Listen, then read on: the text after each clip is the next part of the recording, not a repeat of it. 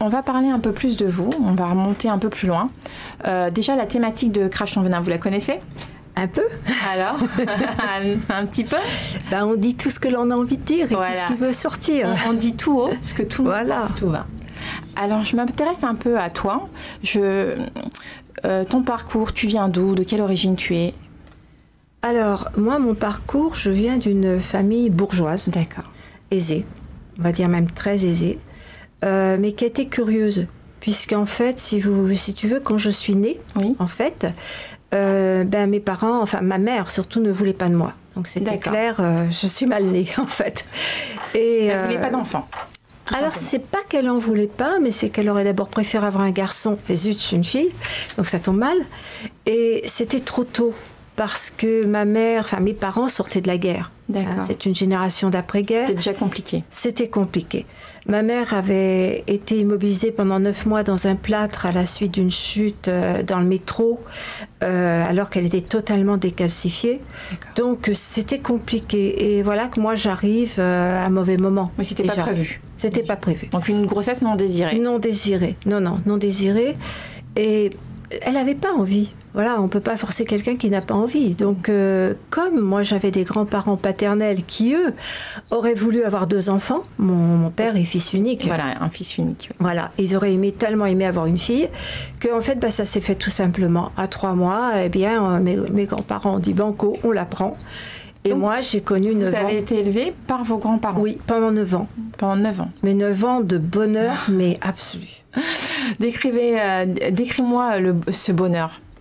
Ah ben d'abord, alors c'est curieux parce qu'aujourd'hui, quand on dit j'habitais Saint-Ouen, oui. Aujourd'hui on va penser Saint-Ouen. Oui, on va se dire oh là là. Oui, mais c'était pas ça. C'est la différence. À mon époque, Saint-Ouen, enfin du moins là où j'habitais moi, c'était des petits jardins, c'était des petites maisons, c'était des immeubles tranquilles. En plus, moi j'habitais dans un petit immeuble où il y avait une rue sans issue en dessous, ce qui fait que c'était génial parce que nous les enfants, ben voilà, on jouait en toute sécurité. Donc 9 ans, l'école était pas loin, elle était à 200 mètres de la maison. À cette époque-là, on y allait seul, il n'y avait pas de danger. Donc, qu'est-ce qu'on aurait couru comme danger? Il n'y avait pratiquement pas de voiture. Et puis, on était avec tous les enfants qui partaient en même temps, où il y avait quelques mamans qui avaient du temps, qui accompagnaient. Moi, je le dis tout de suite, ma grand-mère travaillait, donc elle ne m'accompagnait pas. C'était une femme active, très active, qui vous élevait, mais en même temps qui avait son travail, sa vie. À l'époque, il y avait moins de danger, donc les enfants se regroupaient pour partir ensemble à l'école. Voilà. Puis on avait bien changé depuis. Voilà, nous on avait une voisine dans l'immeuble qui ne travaillait pas et qui emmenait tous les enfants de l'immeuble. Donc on était. Donc il y avait aussi une espèce de solidarité. Ah, c'est sûr. D'accord. Donc le bonheur absolu. Tout se passe bien à l'école. Ah, mais moi je suis heureuse. Là, réellement, je vis 9 ans dans un bonheur total, sauf quand malheureusement je devais voir ma mère. D'accord. Parce que là, c'était pas du tout le bonheur. Qu'est-ce que tu ressentais quand tu voyais ta mère? C'était quoi? Qu'est-ce qui faisait qu'il y avait un froid ou que ce bonheur n'était plus là? Elle ne m'aimait pas. C'est tellement un enfant ressent ça.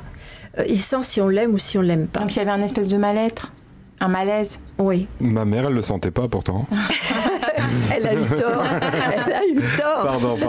Un espèce de malaise. Oui, un espèce de mal-être. Et puis, peut-être plus que du mal-être, c'est que je sentais très bien que j'étais pas à ma place. Un malaise. Voilà, quand j'allais chez mes parents de temps en temps le week-end, moi, je voulais pas y aller. D'ailleurs, ça commençait très mal, je ne voulais pas y aller. Donc déjà, papy m'a dit non, je ne veux pas y aller, je veux pas voir maman. Alors là, c'est un peu compliqué. Déjà, je n'appelais pas mes grands-parents papy et mamie, mais maman. Parce qu'en fait, c'est celle qui m'élevait. D'accord. C'était ma maman. En fait, c'était une substitution. Absolument. D'accord. Et quant à mon grand-père, comme quand j'étais petite, j'arrivais pas à prononcer tous les mots, je l'avais surnommé Péli. Donc je l'ai appelé Péli tout le temps. Donc finalement, vos grands-parents, c'était plus vos parents qu'autre chose? Ah, c'était mes parents. Ouais. Sauf que malgré tout, mon papa était mon papa. Dans le sens que lui était très très proche de ses parents. Donc je le voyais 3 fois par semaine, plus le week-end. Donc j'étais proche de lui. Mais il avait une fausse image pour moi. On s'en est expliqué avant sa mort, mais que je ne savais pas. Et qu'il ne savait pas non plus. C'est que moi, l'image que je gardais de mon père, c'est qu'il arrivait à la maison, qu'il retirait ses gants et qu'il me donnait 3 claques sur les fesses. Alors pourquoi c'est que les 3 claques sur les fesses? C'est la question que j'allais vous poser.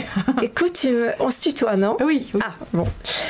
Écoute, non. Le problème, c'est que, comme tous les enfants, moi, j'ai eu la malchance d'attraper beaucoup de maladies infantiles. Oui. Des otites pratiquement tout le temps, et tout ce qui pouvait traîner, la scarlatine, tout ce qui peut exister, je l'ai eu.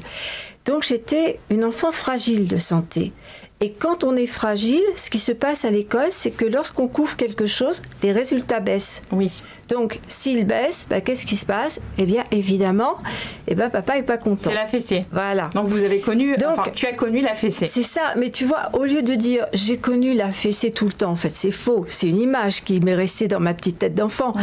En fait, il a peut-être fait ça, allez, on va dire, une fois tous les 2 ou 3 mois. Mais pour moi... Mais ça a quand même marqué. Ça m'a marqué. Ouais, ça reste un souvenir. Ça m'a marqué parce que j'étais une enfant qui était, faut dire la vérité, même si j'étais très très heureuse avec ceux qui m'ont élevée, je sentais bien que c'était pas normal. Moi, je voyais mes petites camarades ou mes petits camarades... Tu te posais des questions. Tu sais, avec des parents jeunes. Oui. Moi, je voyais bien, mais moi, je voyais bien que la différence d'âge, elle n'était pas normale. Je le sentais. Même si je ne pouvais pas l'exprimer. Tu posais des questions ou tu avais peur de blesser? Non, à cette époque-là, d'abord, on ne posait pas ces questions-là. Moi, j'avais une éducation très rigide. Oui. Ma grand-mère est une aristocrate d'origine. Donc, avec toute la rigueur que ça impose. Oui. Donc, déjà, on ne pose pas ce genre de questions. Et en gros, on écoute et on se tait. C'était un peu ça. C'est vrai que la communication est dure à ce moment-là, quand même. Ah, c'était compliqué.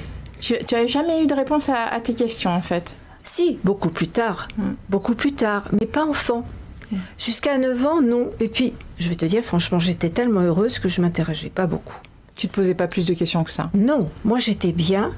Choyée, dorlotée. En plus, j'étais pas une vraie petite fille, dans le sens. C'est-à-dire? Je me le disais. Je te jure, je me disais, elle cache quelque chose. C'est-à-dire? C'est-à-dire que les poupées et moi, alors là, fallait oublier. Moi, je jouais au train. Je jouais. Un garçon manqué? J'étais un garçon. Un garçon manqué. Ouais. Alors, j'étais ce qu'on appelle un garçon aux cheveux longs, comme la chanson de Sylvie Vartan. Moi, c'était totalement ça. Je n'aimais que les jeux de garçons. À te dire vrai, les filles m'enquiquinaient lourd. C'est vrai. On est 2. Tu as raison. Elle t'enquiquine toujours. Hein. Non, mais il a raison. Hein. Mais voilà, alors donc c'était curieux. Alors, à Noël, qu'est-ce qu'on offrait aux filles? Des poupées. Moi, je voyais arriver l'horreur, les poupées. Mais heureusement, ceux qui m'élevaient savaient très bien que les poupées et moi, ça faisait 2. Donc, j'avais toujours les autres cadeaux. Des voitures... Mais pour raconter une anecdote qui a fait rire, mais très très longtemps, celle que j'appelle maman, c'est qu'un jour, ça avait été Noël, et puis j'avais une petite copine de classe qui arrive toute fière avec un landau et une poupée dedans. Et toute heureuse, la gamine sort la poupée, me la tend, puis elle me dit « Oh, dorlote là un peu ». Moi, je regarde ça. Tu la regardes, un air de dire...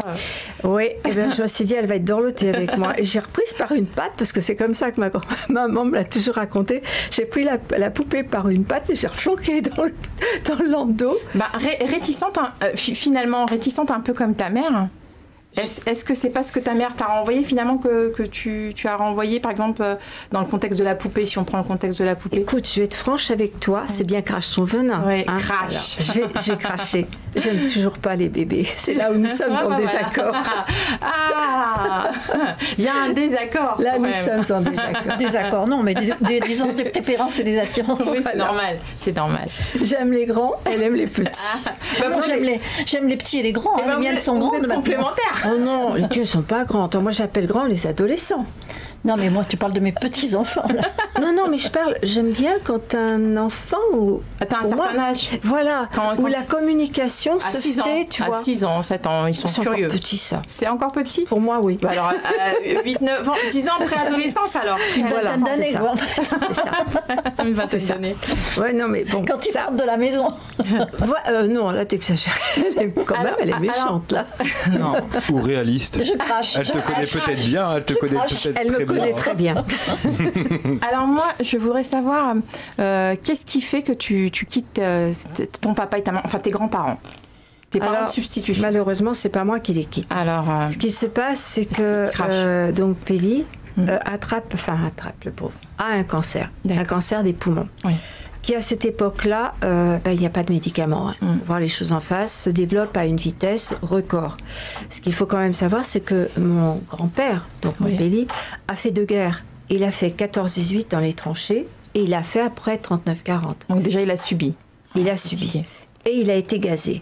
Ce qui veut dire qu'ayant été gazé, on lui a touché les poumons. Très mal en point, oui. Donc, moi, lorsque j'ai 8 ans, sa santé s'altère, mais s'altère terriblement. À ce moment-là, j'entends parler autour de moi, j'entends mon père papa commencer à dire on va peut-être devoir déménager, puisqu'à l'époque, on le disait que si on allait à la campagne, les cancéreux guérissaient. Oui, oui. Il y a de quoi rire, hein. C'est eux qui guérit à la campagne, ça saurait. Avec moins d'hôpitaux certainement et tout ça. Oui, plus de verdure. Oui. Alors attends, la campagne à l'époque, c'était le Raincy. Aujourd'hui, tu vas dire aux gens qui habitent le Raincy qui sont à la campagne. Ils vont pas comprendre, hein. Ils vont pas comprendre du tout. Mais voilà, donc mes parents trouvent une maison, l'achètent.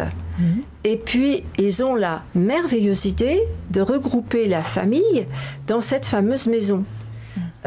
Pour s'entraider, à la base. En gros, si tu veux, c'est parce que papa voulait que mon grand-père et ma grand-mère, donc ceux qui m'élevaient, vivent avec tout le monde, quoi, qu'ils puissent s'en occuper. Tu vois, c'était parti d'un bon sentiment. Oui, une entraide. Mais, j'ai pas dit une chose importante, c'est que lorsque j'ai eu 5 ans et demi, quand même, ma mère a eu un second enfant. Ah. Et oui, elle a eu un fils. Le fils tant attendu. Ah, donc tu n'es pas fille unique. Ah non, moi je ne suis pas fille unique. Qui lui s'est mis à jouer aux poupées. Possible. Alors là, ta fille, je ne sais pas à quoi il jouait.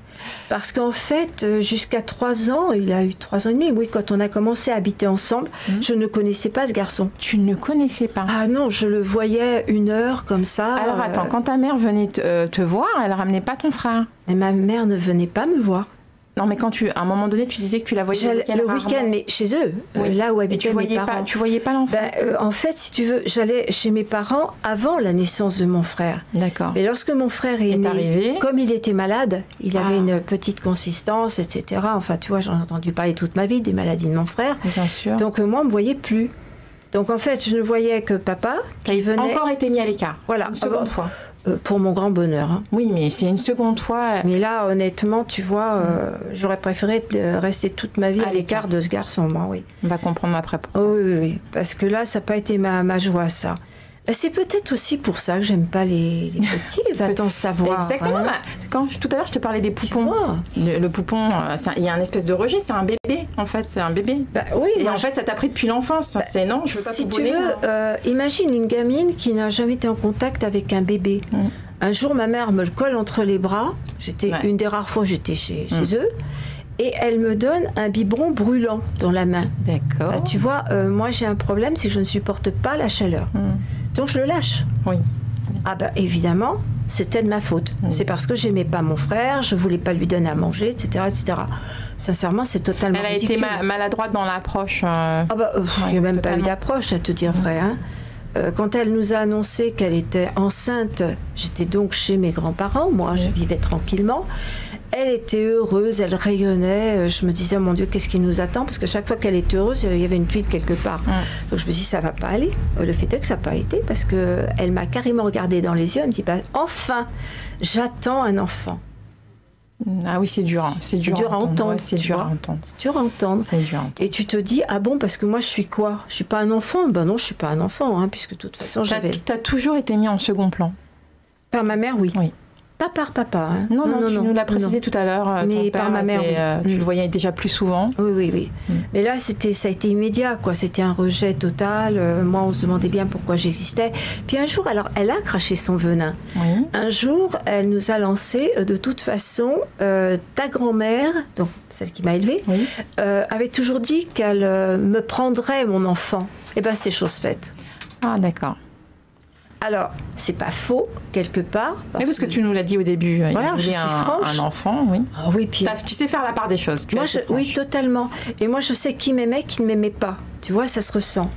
Et pour moi, maman, c'est celle qui m'a élevée. C'est celle qui m'a protégée toute ma vie. C'est celle à qui je me suis toujours confiée. Ouais, c'est ce que je disais tout à l'heure. C'est ta grand-mère. C'est ma maman. Oui, voilà. C'est même amant, au sens du terme. Et donc, tu as dû donc emménager avec eux, avec ce nouvel enfant, exactement. Ton frère, ta grand-mère, ton grand-père malade. Péli, voilà, Péli malade. Qui est très malade, qui est très très malade. Hein, et ton père. Et mon père. Et donc, comment ça se passe? Alors déjà, il faut que je te raconte ce qui s'est passé juste avant que j'emménage donc au Raincy. Là, un soir, ma mère est venue, il devait être, quand je dis un soir, il devait être 5 ou 6 heures, tu vois, le soir. Elle vient et elle dit brutalement à maman, je l'emmène avec moi parce que je dois lui présenter quelqu'un. Quelqu'un, je sais pas qui c'est, moi, quelqu'un. Bien sûr. Tu vois. Donc elle m'emmène dans une brasserie qui se trouvait à la porte de Clignancourt. Oui. Je me retrouve dans une brasserie et je vois le fameux quelqu'un. Alors, c'est un homme, bien évidemment, entre deux âges. Je dirais que moi, à mes yeux de petite fille, je le vois quand même assez âgé, hein, puisqu'en fait, c'est mon grand-père maternel, que je n'avais jamais rencontré. Pourquoi j'ai jamais rencontré? Tout simplement parce qu'il avait planté ma grand-mère maternelle, il y avait des années de cela, pour une maîtresse. Et j'ai appris bien plus tard qu'il avait été mis à la porte par cette maîtresse parce qu'il avait violé sa fille. D'accord. Et il est revenu dans vos vies. Voilà. Il revient dans nos vies. Et à ce moment-là, moi, je ne suis pas à l'aise face à cet homme-là. Voilà, c'est ce que j'allais te demander. Quelle est ton impression quand elle te présente ton grand-père? Ta sensation? Je vais te dire, franchement, il me fait peur. D'accord. J'en ai peur et j'ai du rejet. Mais c'est immédiat. Il a ce genre de regard qui déshabille, tu vois. Moi, je suis une petite fille. Un regard froid. J'ai pas 9 ans quand je le rencontre. Et je sens qu'il me déshabille. Comment expliquer ça aujourd'hui? Quand tu le rencontres, t'as quel âge? J'ai 8 ans. 8 ans. J'ai 8 ans, puisque après on a déménagé. Je vais avoir 9 ans, je ne sais pas encore quand on déménage. Mais je te les donne pas. C'est trop gentil. C'est un amour. Moi qui pensais que j'étais restée à 5 ans, là je suis déçue. Mais bon, tu vois, alors là, cet homme-là, il me murmure, au moment où on quitte la brasserie, il me murmure à l'oreille, tu vas voir, on va faire beaucoup de choses ensemble. Déjà. Bah oui, mais tu sais, quand tu as 8 ans, tu comprends pas ce qu'il veut dire. Et ta mère est où à ce moment-là? Quand tu me là. ça à l'oreille, elle est debout à côté de toi? Oui, mais elle l'a pas entendu. D'accord. Enfin, tu supposes ou tu espères qu'elle ne l'a pas entendu? J'espère qu'elle n'a pas entendu ça, parce que sinon, ça serait vraiment monstrueux. Parce que quand même, un adulte qui murmure ça à l'oreille d'une petite fille... on murmure peut-être à l'oreille des chevaux, mais à une petite fille, on ne lui raconte pas ça. Non. Tu vois, on ne va pas lui dire, ben voilà, on va faire des choses ensemble. Quelles choses? Parce que des choses, pour moi, c'est des jeux. Bien tu sûr. vois, c'est des jeux d'enfants. Je comprends pas. Puis de toute façon, à ce moment-là, on n'a pas d'idées préconçues. Je ne savais rien. Imagine-toi qu'à mon époque, on en savait 10 fois, 1000 fois moins qu'aujourd'hui. D'accord. D'abord, on n'avait pas de téléphone portable. Moi, j'ai toujours eu la chance d'avoir la télévision à la maison. Je fais partie des privilégiés. Mais oui, tu sais, dans un bon milieu comme voilà, c'est ça. Mais à la télévision, on voyait pas des choses comme ça. Tu vois, on voyait des choses adorables, on voyait des dessins animés pour les enfants, ou si c'était des films pour adultes, c'était toujours très consensuel. Alors, tu retournes avec ta mère, tu n'as pas apprécié cet échange, c'est quelqu'un de nouveau qui rentre finalement dans ton cercle. Voilà, qui me plaît pas. Commence à entrer dans ton cercle. Moi, j'en parle tout de suite à mes parents, enfin, ceux que j'appelle mes parents. Je leur dis, j'ai rencontré quelqu'un qui m'a pas plu. Qu'est-ce qu'ils te disent? Ils savent pas. Qu'il est revenu dans la vie, voilà, ils ignorent totalement. Donc, de toute façon, ils ne connaissaient pas grand-chose sur lui. Ah ben, ils ne le connaissaient pas, je veux dire. Ils ne l'avaient jamais vu. Donc, bon, maman essaye de me dire, attends, mais tu ne le connais pas, peut-être que, apprends à le découvrir. Voilà, elle essaye de calmer le jeu, parce que j'avais quand même... Tu sais, c'est pas pour rien que j'ai créé un livre qui s'appelle Des larmes dans les yeux, c'est que j'avais déjà des larmes dans les yeux. Et maman n'aimait pas me voir avec des larmes dans les yeux. Elle me dit, mais tu as des larmes dans les yeux, pourquoi? Et je lui dis, mais parce que je ne me sens pas bien avec lui. Mais je me sens pas à l'aise. Je lui dis ce qu'il m'a dit à l'oreille. Et maman ne voit pas le mal. Non. Elle me dit, mais non. Elle me dit, mais attends, c'est parce qu'il va jouer avec toi. Peut-être faire des promenades. Oui. Elle le voit dans ce sens. Exactement, tu vois, elle n'imagine pas une seconde ce qui va se passer. Surtout à l'époque, comme tu dis maintenant, on entend beaucoup parler, mais à l'époque, c'est caché. C'est souvent caché, même dans les familles. Même encore aujourd'hui. Même encore aujourd'hui. Ah, oui, c'est très caché, c'est tabou. D'autant plus à l'époque, je suppose que ta grand-mère, à aucun moment, elle étant une grand-mère, une vraie maman, une grand-mère qui est une vraie maman, ne peut s'imaginer qu'un grand-père puisse être c'est même pas possible. Puis, quand même, il faut dire la vérité, mon Bélier était très malade. Donc, tu sais... Son attention était portée ailleurs. Était détournée, de toute façon. Par amour, de toute façon. Oui, voilà, tu vois. Donc, alors après, bon, bah, si tu veux, il se passe 2 mois, fin de l'école, je suis très malheureuse parce que je quitte un milieu, j'étais heureuse, je quitte mes amis. Mais oui. Oui, c'est un changement d'univers. Ah, mais pour moi, c'est carrément... un changement d'univers. Autre chose. Tu vois, puis j'étais une petite fille très entourée, très encadrée. Puis plutôt joviale. Ah, moi, j'étais heureuse. Je le dis franchement, j'ai vécu 9 ans de bonheur. Vraiment. 9 années merveilleuses. Puis j'arrive dans cette maison. Cette maison qui, tout de suite, pour une raison que j'ignore, me fait peur. Alors que c'est une jolie maison. Mais j'en ai peur tout de suite. Tu as ta chambre, tu es bien installée, c'est une jolie maison. Voilà. Mais un mauvais ressenti, dès le départ. J'ai un mauvais ressenti. Et puis, comme le dit si bien la chanson qu'on a entendue tout à l'heure, quand elle dit « Katia, les bois sont noirs, le parc est noir. » Oui, parce que cette maison a un immense parc derrière. Si tu veux, il y a la maison principale, comme ça se faisait beaucoup à l'époque. Donc c'est vraiment une grande maison. Ah oui, c'est un domaine, on va dire. Hein. Une maison de gardien derrière, et puis après un grand parc. Ah oui, c'est énorme. Et ce grand parc avec des grands arbres, faut pas oublier que la région du Raincy, avant, il y avait des forêts. Tu vois, donc c'est très, très touffu. Je ne sais pas pourquoi j'ai peur tout de suite de cette maison. Elle t'inspire pas confiance, tout simplement. Elle ne me plaît pas. Et puis là, je vais vivre un autre drame, c'est que je vais être séparée de ceux qui m'ont élevée, puisque comme Béli est très malade, il va vivre au rez-de-chaussée. Maman va s'installer un lit de fortune à côté. Et moi, je vais me retrouver... va le veiller. Voilà, tu vois. Et moi, je vais me retrouver au premier étage, à côté de la chambre de mes parents, chambre dans laquelle est abrité mon frère, parce qu'il n'est pas question qu'il soit tout seul. Et moi, je me retrouve à l'abandon. Et à l'abandon sur tous les plans, scolaires comme affectifs. Et il y a évidemment la télévision dans cette maison, la télévision partout chez moi. Et le plaisir que j'avais toujours eu lorsque je vivais avec mes grands-parents, c'était d'avoir le droit le soir de regarder jusqu'à 9h. Tu vois, mes devoirs faits, on me laissait regarder. Ils étaient déjà assez cool, hein. Ah, très. Pour l'époque, c'est vrai. Très, très, oui. J'avais le droit de regarder jusqu'à 9h, mais tu sais, à 9h, à cette époque-là, on ne passait pas des choses gravissimes. Hein. Oui, alors là, maintenant, ça a bien changé aussi. Ça a bien changé. Hein. Mais à cette époque-là, non. Et comme j'étais une petite fille qui n'était pas capricieuse, à 9h pile, on me disait, il est l'heure, j'allais me coucher. Tu avais tes habitudes, entre autres. Voilà, j'étais heureuse. L'univers a été chamboulé quand tu es arrivée dans cette maison. Voilà, c'est ça. Et là, tu te retrouvais avec la télé jusqu'à 11h et tu savourais plus. Eh ben non. Là, la télé, c'est que je devais rester dans la chambre enfermée de mes parents à surveiller le petit frère. D'accord, donc t'étais recrutée comme nounou. Exactement. Et cette espèce d'être malfaisant, là, dès que je croyais qu'il dormait. Dès que tu faisais un bruit, il se réveillait. Tu vois, je me disais, je vais avoir 5 minutes de télévision. Ça c'est souvent le problème des parents. Dès qu'ils s'endorment, mais c'est vrai, hein. Hop, le moindre bruit. Et elle le décrit bien. Et là, je devenais folle. Je me disais, mais non, c'est reparti pas possible. pour un tour. C'est reparti pour un tour. Et il n'y a jamais un moment où tu as ressenti un peu d'amour pour ce petit frère? Honnêtement? Oui, non, mais crash. Quand il s'endormait plus d'une heure. Mais il y a des raisons à ça. Crash, vas-y. Non. Non, parce que c'est le contexte dans lequel Non, mais il y a plein de raisons, si tu veux. C'est que d'abord, on n'avait rien en commun. Déjà. Et est-ce que quelque part tu l'as pas accusé, que t'as pas transféré tout ce malheur sur lui, puisque lui il venait d'arriver, ton papy est malade, tu te dis bon ça, tout le monde m'oublie, on en a que pour lui, bon on en a pour papy aussi, mais papy est malade c'est un peu normal, mais pour le petit frère, tu vois ou pas? À dire vrai même pas, je crois. Pas. Je vais être franche, je crois qu'il m'indifférait. D'accord, alors ça c'est fort quand même. C'est plus fort que... non, c'est franc. Je n'éprouvais rien, strictement rien pour lui, parce qu'il était toujours fourré dans les jupes de ma mère que je n'aimais pas.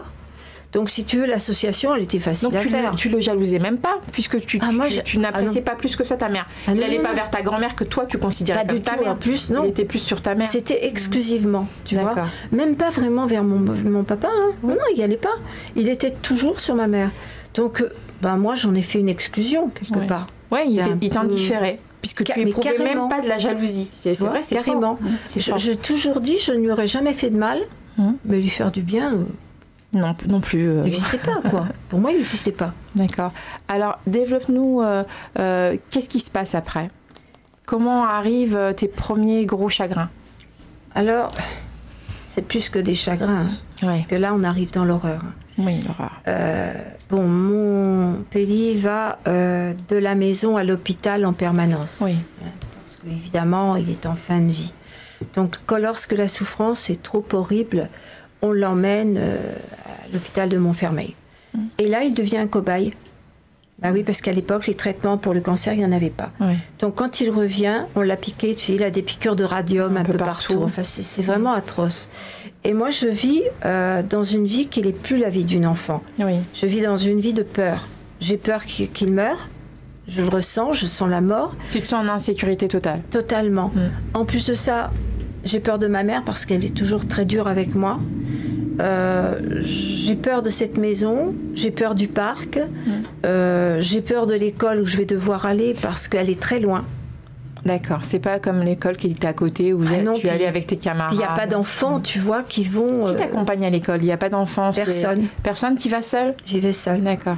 Aujourd'hui, je me rends compte de l'aberration totale puisque cette école était quand même à plus d'1,5 km de la maison. Hein. Ah oui, quand même. Et que l'on me forçait à revenir manger à la maison plutôt que d'aller à la cantine. Donc tu revenais pour ce qui fait que tu vois le nombre de kilomètres avec un cartable. C'était dur avec toi quand même. Hein. Ma mère.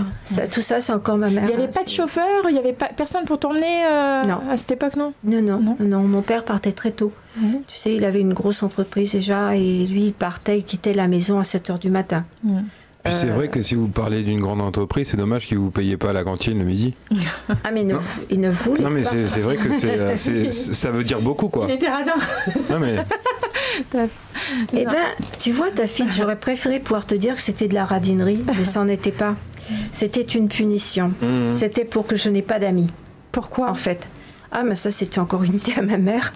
Il fallait surtout que je fréquente personne. Elle voulait personne à la maison? Non. Elle voulait pas d'enfants extérieurs? Elle voulait surtout pas. Maintenant, il y avait son fils. Oui. Donc, moi, et son fils n'avait non plus pas de copains? Ah bah tu sais, à 3 ans... Oui. Mais elle faisait pas d'anniversaire, elle faisait pas tout ça, elle recevait pas. Ah non, mais attends, à cette époque-là, on n'allait pas à l'école à 3 ans. Ouais. Tu vois, on n'allait pas à l'école à 3 ans. Il n'y avait pas la maternelle et tout ce qui s'en suit. Non. Dis-le, parce que nous, à notre époque, tout a changé. Non, mon frère n'a connu l'école qu'à 6 ans. Oui. Moi aussi, d'ailleurs, quand j'habitais avec... Et puis, il n'y avait pas les grosses fêtes d'anniversaire comme maintenant. Non, il n'y en avait même pas du tout, ça n'existait pas. Donc, voilà, lui, il vivait très calme à la maison, il était très content. Ma mère, qui avait repris un travail, rentrait tout le temps à midi manger pour voir s'il mangeait bien. Oui. Moi, que je mange ou que je ne mange pas, à dire vrai... tu ressentais pas d'amour, tu avais l'impression que personne ne se souciait de ton bien-être de toute façon. Mais c'est ce qui va m'amener à tomber dans le piège de l'autre grand-père. Et à l'école, j'ai une question. À l'école, donc à la maison, ça va pas du tout. Et tu rentres, tu es dans une nouvelle école. Et comment ça se passe là-bas avec un enseignant pareil? Alors, déjà... Personne remarque que déjà tu vas pas bien? Que tes résultats ont dû chuter? Il y a dû avoir quelque chose? Déjà, ce qu'il faut expliquer, c'est que quand on habite Paris... et qu'on habite après le Rincy. Oui. On n'est pas aimé au Rincy. Parce qu'on est les Parisiens qui viennent envahir. C'est comme quand on va à la campagne, hein, Paris de Vaud. Mais c'est totalement ça, tu vois. Ouais, t'as raison. Mais c'est totalement vrai. Mais c'est vrai, c'est vrai. Et alors imagine... Déjà à l'époque. Hein, mais oui, moi la première institutrice que j'ai eue là-bas a commencé par me dire « Oh bah oui, toi évidemment, comme tu viens de Paris, tu prétends certainement tout savoir. » Ah oui, alors déjà dans le collimateur. C'est déjà mal parti. Ouais. Donc là aussi, je vais avoir affaire à de la dureté face au personnel enseignant. Ça va être très difficile. Mais bon, à ce moment-là, j'ai des acquis. On va dire j'ai des acquis, donc ça se passe bien. Tu maintiens ton niveau, tes notes. À ce moment-là, mais ça ne va pas durer. D'accord. Ça ne dure pas parce que là, les grands-parents, donc maternels, viennent passer 15 jours dans la maison du gardien. D'accord. Qui avait été aménagée. Oui. Donc ils arrivent et c'était un jeudi, je crois. Oui. Je suis seule, je erre dans la maison, je m'ennuie. C'est la vérité, il n'y a plus personne. Pourtant, il y a un grand jardin et tout, mais tu t'ennuies. Tu sais, ce jardin, c'est un parc sombre qui me fait peur. Voilà, je remets le contexte. Donc, j'y vais pas. Et je suis là, je erre dans la maison, je m'ennuie. Arrive cet homme. Et cet homme, le Pépé Henri, oui. puisqu'il faut bien lui donner un nom, arrive et il me dit « Oh, mais tu t'ennuies Je peux pas lui dire non, hein, ça se voit que je m'ennuie. Bon, je crois que je grommelle quelque chose du enfin bon, un truc, quelque chose comme ça, tu vois. Et il me dit, eh bien écoute, on va aller tous les deux, je vais t'emmener visiter le parc que tu ne connais certainement pas encore. Ah non, je ne connais pas le parc, il me fait peur. Voilà, j'en ai peur, donc déjà pour commencer... Et il me reste l'image qui s'est gravée, mais jusqu'à la fin de mes jours, ça sera gravé. Oui. Je vois la main qui me prend par la main et qui m'entraîne dans le parc. Dans le parc.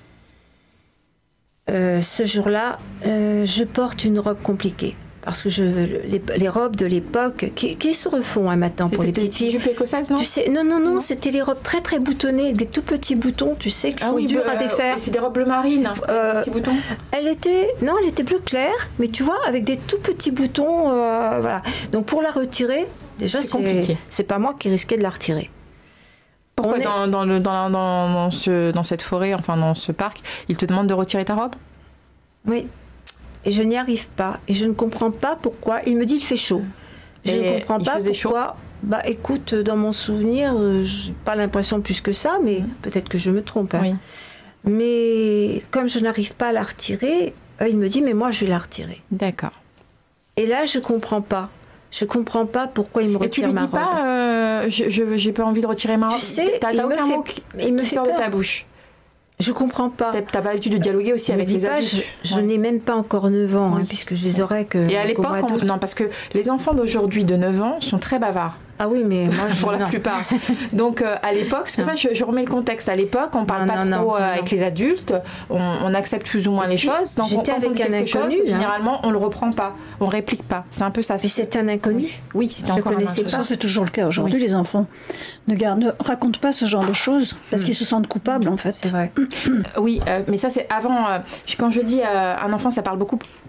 Il n'était pas encore arrivé la chose en question. Ah non. On te demande juste de te déshabiller. Aujourd'hui, à un enfant de 9 ans, s'il fait pas très chaud ou s'il a une robe et qu'on va lui dire de se déshabiller, il va lui dire non, j'ai pas envie. Il va répondre quand même. Il va, je pense qu'il aura avant de savoir. Voilà, exactement. C'est ce que je veux dire. Qu'à l'époque, j'essaye de remettre dans le contexte pourquoi il n'y a pas de réaction. Moi, j'en ai pas du tout. Les gens d'aujourd'hui comprennent en fait que c'est différent. Moi, j'en ai pas, tu vois. Et c'est lui qui me retire ma robe. Mais ce que je comprends pas après, c'est pourquoi il s'éloigne un peu de moi, tu vois. Il te regarde, il t'observe. Il me regarde et puis il me dit « J'adore les petites culottes bateau ». Ça m'est resté, tu vois. Je comprends pas du tout. Et puis même au niveau, tu le connais pas. Je connais pas. Alors, au niveau de ta pudeur, même tu as dû te sentir... Tu te rappelles la sensation ? Alors, la sensation, si tu veux, c'est que, bon, vu que j'avais cette petite culotte bateau très tu vois, qui t'englobe bien et tout, je vais te dire que j'y pense pas encore. Ouais, tu penses que c'est comme si tu étais en maillot de bain ou... Puis attends, tu vois pas encore la chose. Faut pas oublier que j'ai été élevée 9 ans par un grand-père qui m'adorait. Oui, qui t'a jamais... qui m'a jamais effleurée. C'est vrai. Donc comment veux-tu que dans ma petite tête d'enfant, je pense qu'il va m'arriver quelque chose ? Non, je le pense pas. Puis c'est censé aussi être ton grand-père. On te dit quelque part, tu le connais pas toi. C'est ça. Mais c'est ta famille. C'est ça. Vas-y. Alors bien sûr qu'au fond de moi, je me dis mais qu'est-ce qu'il me veut celui-là ? Ça c'est sûr et certain. Mais je comprends pas. Ouais. Bon. Et puis on est dans cette espèce de forêt. Tu vois ? J'ai peur. J'ai jamais été dans une forêt comme ça, noire, avec des forêts partout. Moi je connais pas ça.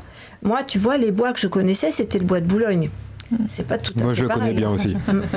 C'est pas ta fille.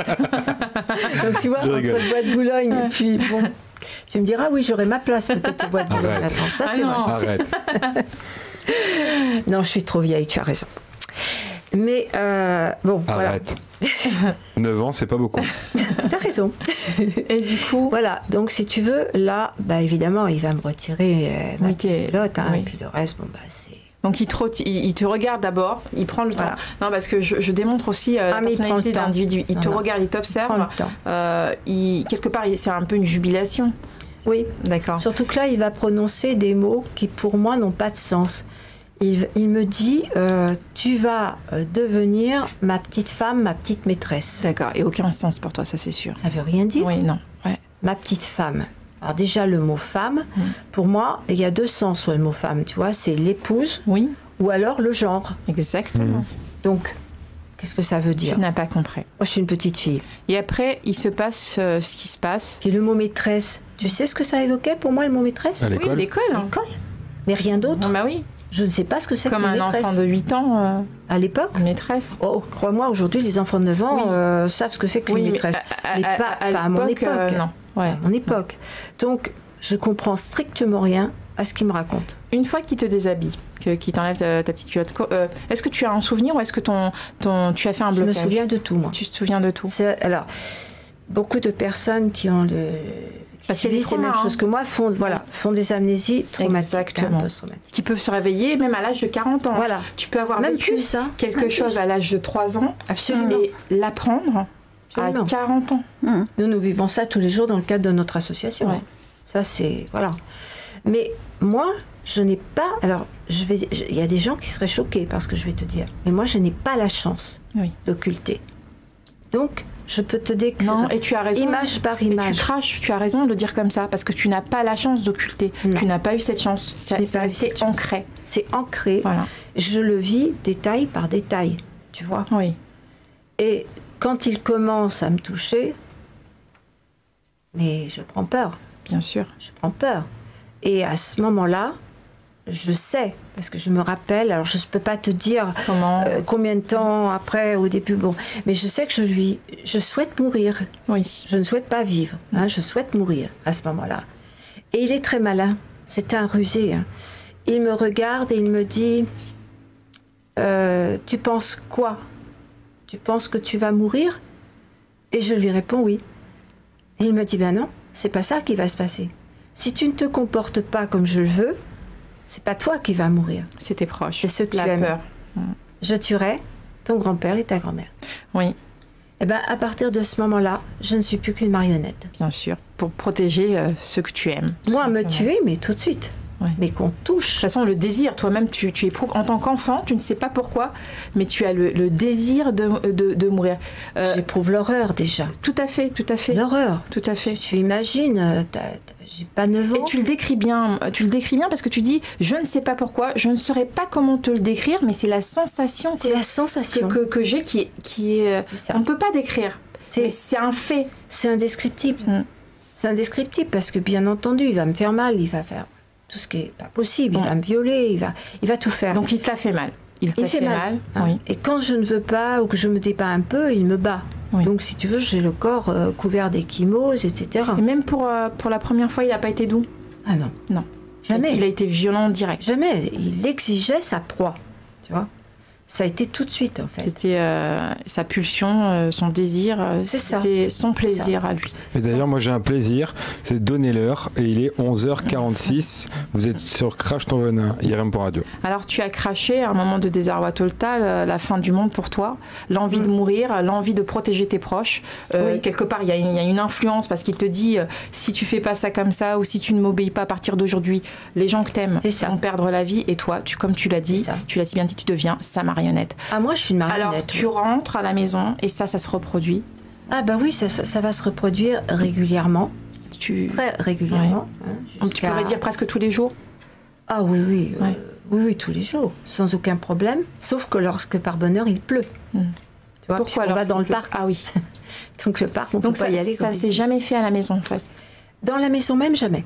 Il est malin. Il avait peur Très malin. des autres. Très très malin. Mm. On allait au fond de ce parc, tu vois, dans un endroit bien précis, où personne ne Pas de pouvait nous regard. voir. Non, non, pas de regard. Et là, bah oui, là, je vis l'horreur. Pendant 15 jours, parce qu'ils sont venus 15 jours. Alors, ils sont venus 15 jours. Mais après, ils reviennent. Hein. D'accord. Ils reviennent très, très Régulièrement. régulièrement. Bah oui. Donc il s'entend bien avec finalement ta mère et le reste de la famille. Ah bah, ils jouent la comédie. oui. C'est ça que je veux savoir. Si tu veux, il y a plusieurs choses. D'abord, il joue la comédie, et je te l'ai dit, nous étions d'une famille riche. Oui. Donc, il arrivait toujours avec des cadeaux plein les bras, des tonnes de bonbons, de tout ce que tu peux imaginer. Voilà. Donc, en fait, si tu Le veux, grand-père idéal. c'est le grand-père idéal. Je me souviens encore qu'il manquait quelque chose dans la maison, parce qu'on est d'emménager, bah, tu peux être sûr que c'était livré à la maison. En fait, si tu veux, c'était de l'achat. Hein, c'était Il de l'achat. offrait. Il offrait, Il offrait. en permanence. Et puis, ma grand-mère, elle s'en fichait royalement, parce que Elle était c'était... préoccupée aussi. C'était une personne étrange, très croyante, très catholique. Ah, tu parles de ta grand-mère maternelle. Oui, oui. D'accord. Oui. Ah, sinon, je t'aurais dit. Oui, non. maman. Ouais. Oui. Non, alors si tu veux, elle, c'était l'église, c'était voilà, les prières, c'était la bourgeoise dans ses prières, quoi. Et je vais te poser une question, tu pourras peut-être pas me répondre. Est-ce que tu as su si ta mère avait été victime de son propre père? Je l'ai demandé à ma mère. Il n'y a pas si longtemps Parce que ça. Le rejet de...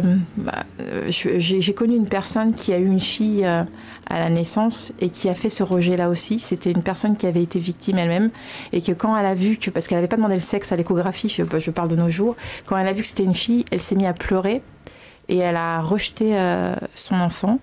Et en fait, c'est parce que pour elle, avoir une fille, c'était la fin du monde. Ah oui. C'est ça, elle voulait à tout prix, ça rejoint un peu, c'est pour ça que je te pose la question. Tout à fait. Elle voulait à tout prix un garçon parce que pour elle, bizarrement dans sa tête, un garçon ne pourrait pas vivre des sévices qu'elle-même avait vécu. Alors que c'est totalement faux. C'est totalement faux. Alors là, oui. Et du coup, voilà pourquoi je te pose la question. Est-ce que ta mère n'a pas été victime pour avoir eu autant de rejet vis-à-vis de toi? Est-ce que quelque part, elle savait pas, elle s'est pas interdit de t'aimer, sachant, parce que elle a refait revenir ton grand-père dans ta vie, que tôt ou tard, tu serais la proie, sachant qu'elle-même, elle l'a été. Alors, si tu veux, ma mère adorait son père. Oui. Mais c'était un amour inconditionnel. Si tu veux, à chaque fois qu'elle m'en parlait, c'était du brillant officier de l'armée qui avait combattu, comme modèle. etc. D'accord. C'était le modèle. C'était la haute bourgeoisie, ce qui fait qu'il avait été prof, il avait été maire de Brive, etc. Tu vois. Donc c'était quelqu'un d'important. Quand tu écoutes le CV, extérieurement, tu peux te dire, c'est quelqu'un de tu bien. peux ne pas t'en soucier, quoi. C'est ça. Ça arrive souvent, c'est ça, tu vois. C'est ça qu'il faut que tout le monde entende. Oui, mais il faut bien l'entendre. Ouais. C'est que c'est là, Au-dessus de tout soupçon. Voilà, au-dessus de tout soupçon, tu as totalement raison. Toujours impeccable sur lui, en costume, donc totalement au-dessus de tout soupçon. Et ce qui était terrible aussi, c'est que, si tu veux, la sœur de cet homme, donc ma tante, mais que je n'ai jamais pu aimer non plus, voilà, cette famille, je l'exècre, était concertiste. Donc tu vois le niveau de la famille. Oui, ils ont un haut niveau en fait. Voilà. Ils sont du haut lieu, des hautes sphères comme on dit. Mais on ne s'en méfiait pas. Donc du coup, est-ce que toi tu as un ressenti par rapport à la question que je t'ai posée? Est-ce que pour toi ta mère a été victime de son père ou pas? Alors écoute, tu me dis qu'elle a un amour fort, elle le mettait toujours en valeur. C'est très compliqué parce que moi au début, quand j'étais adulte, je me suis dit c'est pas possible, elle a dû être touchée elle-même. Ouais. J'y ai cru. Oui. Bon. Et puis, il n'y a pas longtemps, peut-être 2 ans, j'ai demandé à ma mère est vivante. Oui. J'ai demandé à ma mère, est-ce que cet homme t'a touché? Ah oui, il faudrait peut-être que je précise que ma mère a toujours été dans le déni de ce qui m'est arrivé. Ah bon, alors déjà. Donc, tu vois, je pose une question à quelqu'un qui est dans le déni. Oui. Mais bon, là, maintenant, elle avait accepté l'idée que malgré tout, oui, tout ce que j'avais subi était bien vrai. C'était arrivé. Donc, je lui pose la question. Elle me dit, mais jamais, non. Jamais. Et là, elle me dit au contraire, il était très dur avec moi, si j'avais pas fait mes devoirs, j'étais enfermée dans ma chambre, etc. Est-ce que tu penses qu'elle aurait pu occulter? Comme un trauma, comme les gens qui referment et qui voient que le bon côté. Écoute, elle aurait peut-être occulté une partie de sa vie, mais pas toute sa vie. Il lui serait revenu des choses. Je n'ai jamais ressenti dans la bouche de ma mère quelque chose qui me fasse penser qu'elle a été victime. Ouais. D'accord. Je ne pense pas. Je pense que... Après, il est très dur. Pour moi, je sais pas comment le prendre. Il était très dur avec moi. Pardon. Non, mais attends. Sujet, alors, je sais pas pourquoi. Non, tu as raison. Mais quand elle dit très dur, ça voulait dire privé de sortie. Ouais. Tu vois, privé de sortie, privé de goûter, privé de choses comme ça. Bon, et puis, il faut quand même bien savoir, c'est que la guerre est arrivée quand même assez tôt. Oui. Que ma mère s'est retrouvée à ne vivre que seule avec... parce qu'elle a un frère. Oui. Qui est aussi pourri que son père. Mais d'une autre manière. Lui, il fait du mal aux enfants, mais autrement, en les battant, etc. Non, c'est une belle famille, ça, il n'y a pas de souci. Et de l'autre côté, si tu veux, elle vit avec cette mère qui ne l'aime pas. Parce que ce qu'il faut savoir, c'est que ma grand-mère n'aime pas ma mère. D'accord. Donc ça... Elle aime que son fils. Ah bah, elle a reproduit finalement ça se reproduit. La même schématique que sa mère, en quelque sorte. C'est ça. Ouais. C'est voilà, on recommence l'histoire. Alors, elles aiment toutes les deux que leur fils. Bon, donc compliqué. Et puis après, si tu veux, moi, ma mère me dit que non.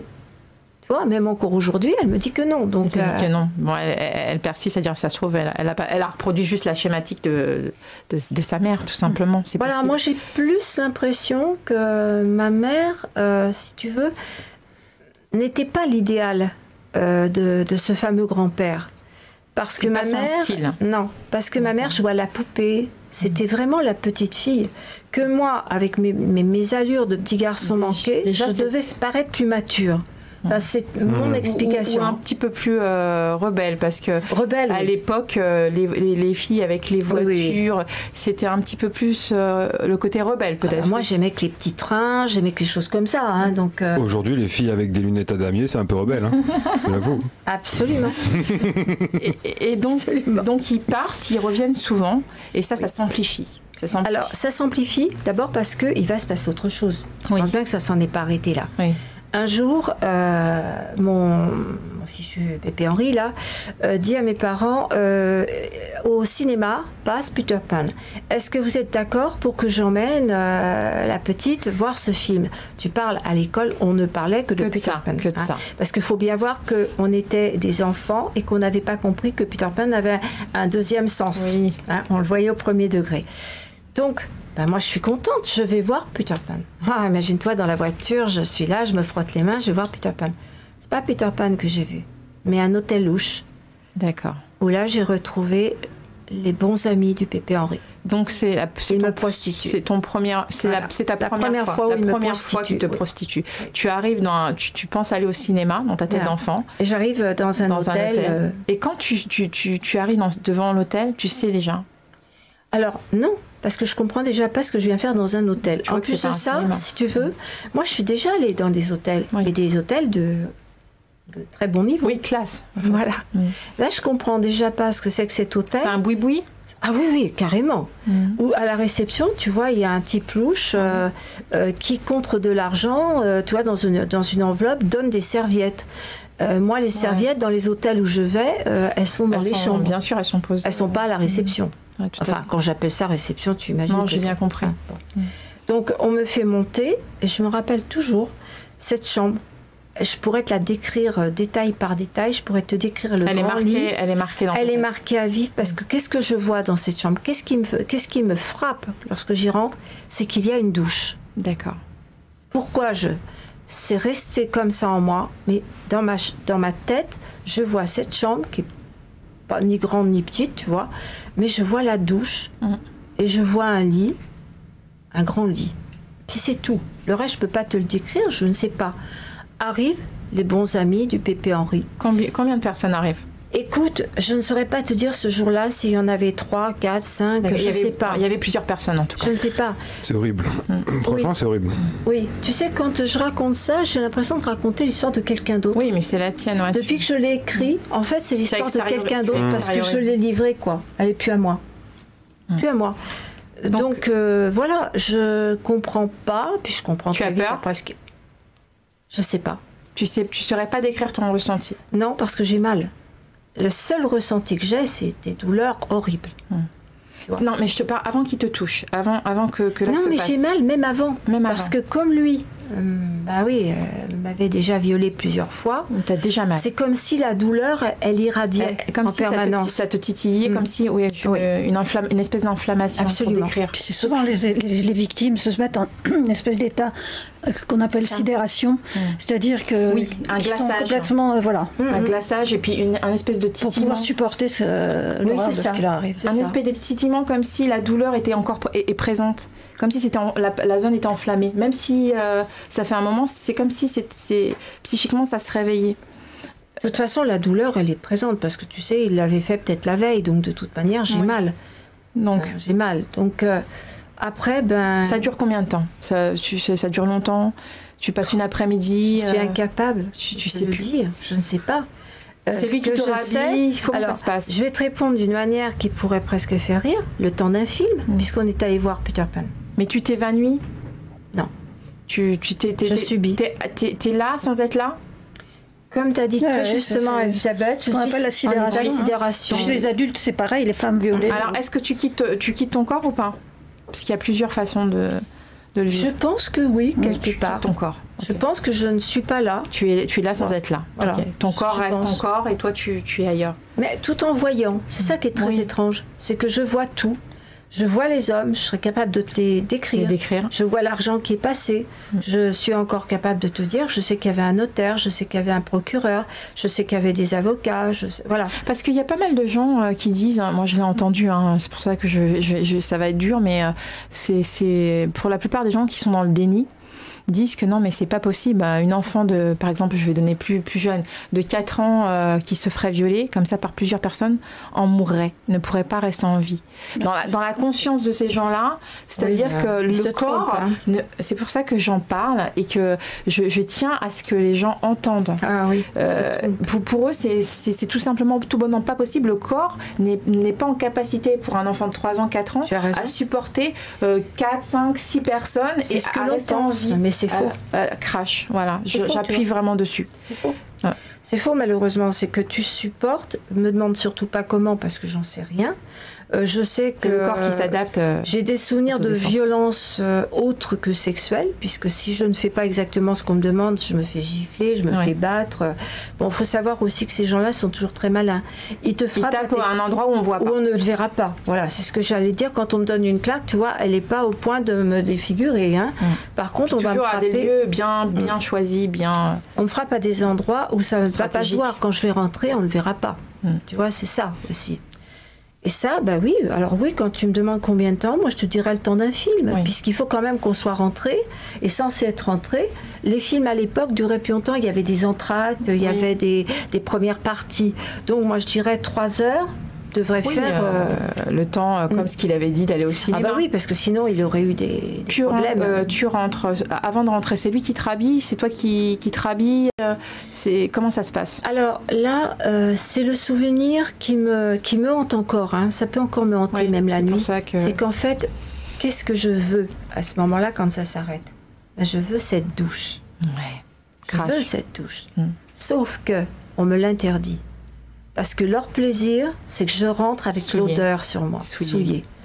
Et là, on me force à remettre mes vêtements. Alors que moi, je n'ai qu'une idée, c'est d'aller sous cette douche que je vois, qui est dans mon champ de vision. Comme les femmes victimes de viol. C'est la même chose. Oui, c'est exactement la même chose. J'étais une mini-femme. N'oublie pas d'ailleurs qu'on me disait que j'étais une maîtresse, que j'étais une femme. T'étais une femme, une femme. Voilà. Alors, je suis une femme sans corps, c'est-à-dire que je n'ai ni poitrine, ni quoi que ce soit. Mais voilà. Mais voilà. Et le plaisir, moi j'insiste bien, je crache bien là-dessus, le plaisir de ces gens-là, c'est que tu rentres souillé. D'ailleurs, c'est aussi dans la chanson qu'on a Bien sûr, c'est aussi pour ça. C'est appuyé. Elle avait lu les livres avant de l'écrire et elle m'a dit, il faut que ça ressorte ça. Exactement. On te souille et on veut surtout pas que tu te laves. Et moi, je t'ai posé cette question-là parce que quand tu rentres chez toi, on pourrait se poser la question, les gens qui nous écoutent, mais comment ça se fait? C'est pas toi qui laves ton linge. Comment ça se fait qu'aucune femme ne puisse se rendre compte? Ça a une odeur. L'impact de plusieurs hommes sur soi. Oui, mais alors là, je vais te dire que malheureusement pour moi, c'est que je lave mon linge. Parce que ça, c'est la punition de ma mère quand je ne fais pas exactement ce qu'elle voudrait que je fasse. D'accord. Donc, on me met à la buanderie et on me fait laver mon linge. Donc, c'est toi-même qui lave ton linge. Voilà. J'ai que 9 ans, mais je lave mon linge. Alors imagine-toi que personne ne se rend compte que tes petites culottes... Non. Non. Donc tu es vraiment livrée à toi-même. Je suis mais totalement à l'abandon. À l'abandon puisque total. Je te dis, maman n'est pas là, elle est souvent à l'hôpital, ou quand elle est là, elle est avec mon pélitan enfermé dans la chambre parce qu'il commence à râler, tu vois, avoir des bruits. Donc voilà. Donc moi je suis totalement abandonnée. Là, un abandon total. Donc, qu'est-ce qui se passe quand tu rentres à la maison? On te demande ce que tu as vu? Oui, je raconte ce qu'il m'a raconté de Peter Pan. Exactement. Alors, c'est ce que je veux savoir. Il t'apprend à mentir? Ah bah, il me raconte l'histoire de Peter Pan dans la voiture et je le raconte quand j'arrive. Voilà. Mais tu sais, c'est pas un mentir. C'est orchestré. Tout est orchestré. Tout est orchestré. C'est pas un mensonge. Je suis formatée. En gros, quand il me dit tu diras ça, je dis ça. Non, c'est lui le menteur. Voilà. Toi, t'es formaté. Moi, je suis formatée. Mais en fait, ce que je voulais appuyer sur le fait que ces personnes-là ont quand même un esprit assez malsain parce qu'ils prévoient tout à l'avance, en fait. Tout est prémédité. Ce sont des pervers narcissiques. Et c'est pour ça que bien souvent, on s'en rend pas compte. Il y a des familles où les gens sont violés pendant des années, et quand l'enfant à 20 ans dit voilà, tu n'as jamais rien fait pour moi, pourquoi tu n'as pas pris ma défense, où étais-tu, les mères elles tombent stupéfaites. Mais c'est vrai. Jamais on aurait pu imaginer. C'est pour ça qu'on pense toujours. Et pourquoi tu n'as rien dit? Et on pense toujours à la pulsion, mais en fait, comme tu dis, c'est quand même très préparé. Hein. Et c'est quelque chose de construit. C'est souvent ce qui se dit, mais moi, c'est ce que l'on m'a dit. C'est le problème du consentement. C'est ça. On y est, ouais. Pourquoi tu n'as pas parlé? C'est le consentement qui est présumé de la victime, même si la victime a 9 ans, même 4 ans. Oui, bien sûr, c'est le grand sujet. J'appuie dessus parce que c'est le grand sujet. C'est le grand sujet. C'est ce qu'on critique d'ailleurs sur la dernière loi qui a été faite, qui justement, nous, ce qu'on veut, les associations veulent, c'est que le non-consentement de l'enfant soit présumé. Oui, voilà. Que ce soit à l'agresseur de prouver que l'enfant était consentant. Comment peut-on? Et en plus, dans ce qu'on voulait, c'est que l'enfant, le mineur dit de 15 ans, ce qui signifie en fait un enfant de moins de 15 ans, soit toujours estimé comme n'étant pas consentant. Qui a estimé l'âge à 15 ans? Qu'est-ce qui a fait qu'on a... Oui, non, mais enfin, justement, c'est pour ça que je me tourne vers toi. Dans la loi, en fait, qu'est-ce qui a permis de choisir cet âge-là plutôt qu'un autre? Non, mais ce que je veux bien, là où je veux insister, c'est sur le fait que l'enfant de moins de 15 ans peut être encore aujourd'hui par des tribunaux reconnus consentants. Oui, on entend. Et donc c'est transformé en agression sexuelle et non plus en viol. Et ça va devant alors que agression sexuelle, c'est correctionnalisé. Exactement, moins forte. Bien sûr. Que le viol. Bien sûr. Le viol qui est considéré comme un crime. Le viol, c'est 20 ans. Et donc ça arrange quelque part ces personnes-là. Et ça passe devant la cour d'assises, le viol. Ouais. Alors on nous fait passer ça en disant que les cours d'assises sont débordées, que ça en est où voilà, c'est-à-dire que au lieu de mettre 2 ou 3 ans à être jugé, il serait jugé dans les 6 mois. Mais en attendant, il s'en sort souvent avec du sursis. Je dis oui, ça peut être elle, hein. Mais enfin, il y a quand même une majorité d'hommes qui sont concernés.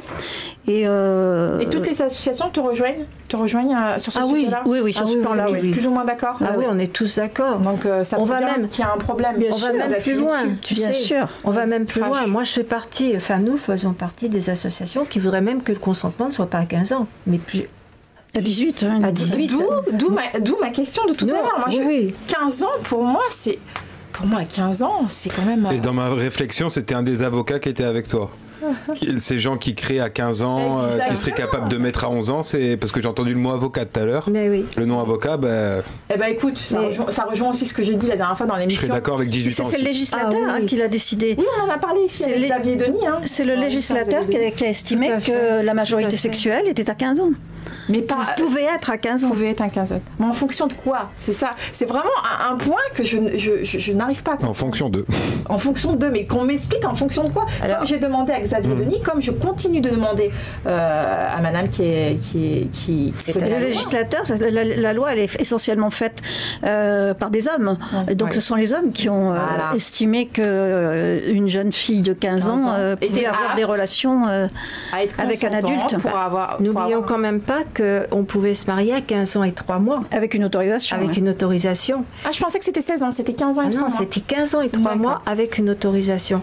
Donc si tu dis 15 ans et 3 mois, après tout, le consentement... ils sont restés à l'époque. On suppose que quand même, on s'est servi un petit peu de ça pour nous faire passer la pilule de 15 ans.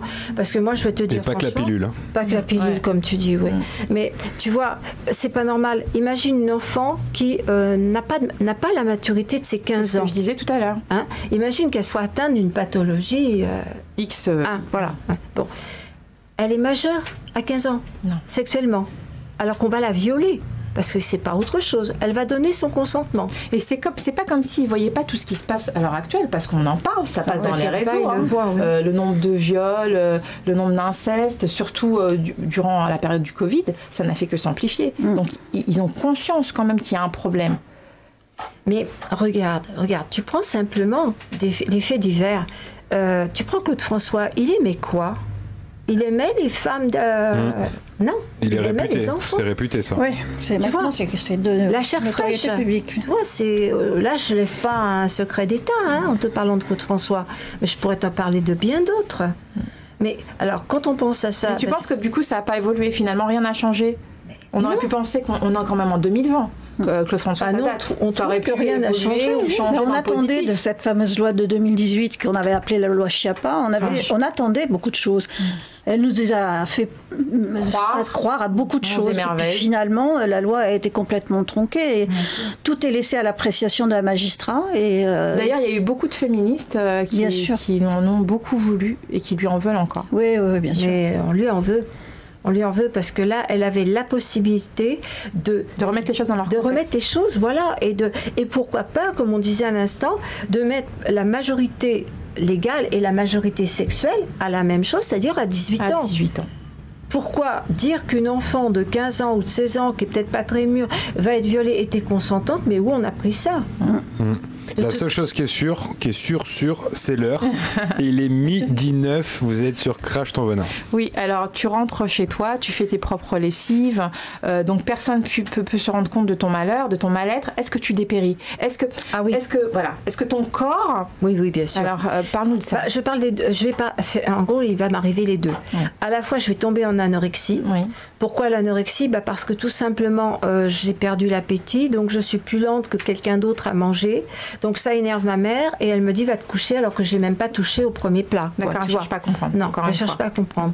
Le goûter, là ça devient problématique.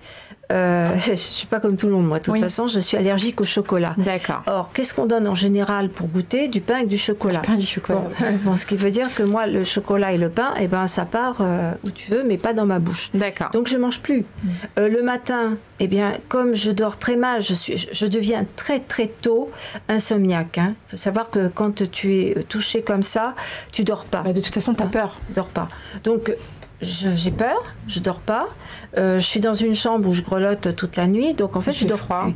Donc si tu veux, le petit déjeuner, je suis toujours en retard pour le prendre, donc j'ai pas non plus de petit déjeuner. En fait, je mange plus. Est-ce que tu tombes pas mal? Enfin, qu'est-ce qui se passe? Si, alors c'est là où c'est très grave. C'est très très grave parce que oui, je tombe souvent malade et le médecin vient. Crash, ouais. Et là, si tu veux, ce médecin, c'est un médecin de famille. Ah oui. Alors c'est pour ça que je veux que tu parles de ça. J'appuie là-dessus parce qu'il y a pas mal de gens. C'est pour ça les médecins de famille. Il y a pas mal de gens qui font appel, même pour les certificats de virginité. Bien sûr. Il y a eu pas mal de problèmes avec ça. Bien sûr. Qui font appel aux médecins de famille et pour moi, qui sont coupables, comme tu dis, Crash. Alors moi je dis pourquoi ils sont coupables, tout simplement parce qu'ils ne pouvaient pas ne pas voir les traces échymoses, tout ce que j'avais sur le corps. Ça c'est pas vrai. Tu vois, je le hurlerais autant que nécessaire, cet homme-là savait. Mais il a fermé les yeux. C'est une époque où on ne parlait pas. Et en plus de ça, où il avait peur quand même d'une famille qui était très bien considérée. Donc il n'a rien dit. Et ça, moi je lui en veux encore aujourd'hui. Tu penses que c'est le milieu qui l'a effrayé? Ah oui, il a eu peur. Parce que dénoncer, Elisabeth va te dire comme moi, déjà, même aujourd'hui, c'est... Aujourd'hui, oui, alors que c'est une obligation. Alors que c'est une obligation légale. Et de ne pas le faire, ça tombe sous le coup de la loi. Non, on va en parler avec l'Ange Bleu après. Oui. Mais alors là, tu comprends, imagine-toi qu'on dénonce pas du tout, que ce médecin-là voit dans quel état je suis, et qu'il ne dit rien. Mais c'est pareil à l'école. À l'école, mes résultats, alors là, je suis le plongeon direct, je suis en 6e. Donc ça, c'est le repère de base. Alors pour voilà. Tout reformuler, tu perds d'appétit. Tes résultats chutent. Mes résultats chutent. On fait venir le médecin. On est obligé de te... Je m'endors sur la table de l'école parce qu'évidemment, j'ai plus de force. On m'emmène chez l'infirmière. L'infirmière ne parle pas alors qu'elle voit que je suis une enfant maltraitée. Elle aurait pu même penser que je n'étais que maltraitée physiquement. Oui. À la limite, elle n'était pas forcée de penser que c'était sexuellement. Est-ce que l'infirmière t'a posé des questions? Pas du tout. Ah, mais non. Aucune question. Non, si ce n'est que je me suis fait gronder parce que je séchais des cours, selon elle. D'accord. Parce que j'y suis allée plusieurs fois à l'infirmerie, tu vois. J'avais une toute petite tension. Moi, j'ai jamais eu plus de 8-9 de tension. C'est très bas. Mais ça, c'est ma nature. Mais n'empêche que quand tu es une petite fille et que tu t'évanouis à moitié dans la cour et qu'on t'emmène à l'infirmerie et qu'on se pose pas de questions. Et personne, même dans le milieu scolaire, ne s'est posé de questions. Non. Tu dirais qu'ils ont fermé les yeux, eux aussi? Ah oui, alors moi, je dis pas, je suis sûre. Tu étais dans une école privée, une école publique? Non, même pas. Une école, tu sais, les écoles, on va dire publiques dans cette région-là étaient très bien. C'était pas les écoles d'aujourd'hui. Donc c'était une école publique, très bien. Publique, mais très bien, très bien fréquentée. Aucun signalement. Non. Pourtant, à cette époque déjà, les signalements existaient. Bien sûr. Il y avait des infirmeries. Il y en a pas aujourd'hui. C'est plus le cas dans beaucoup d'écoles. Oui, dans beaucoup de. Mais il y avait la doctoresse, la fameuse doctoresse qui venait nous ausculter, et qui faisait un examen général de l'enfant. Et normalement, elles avaient des comptes à rendre. Bien sûr. Donc rien n'était fait. Jamais.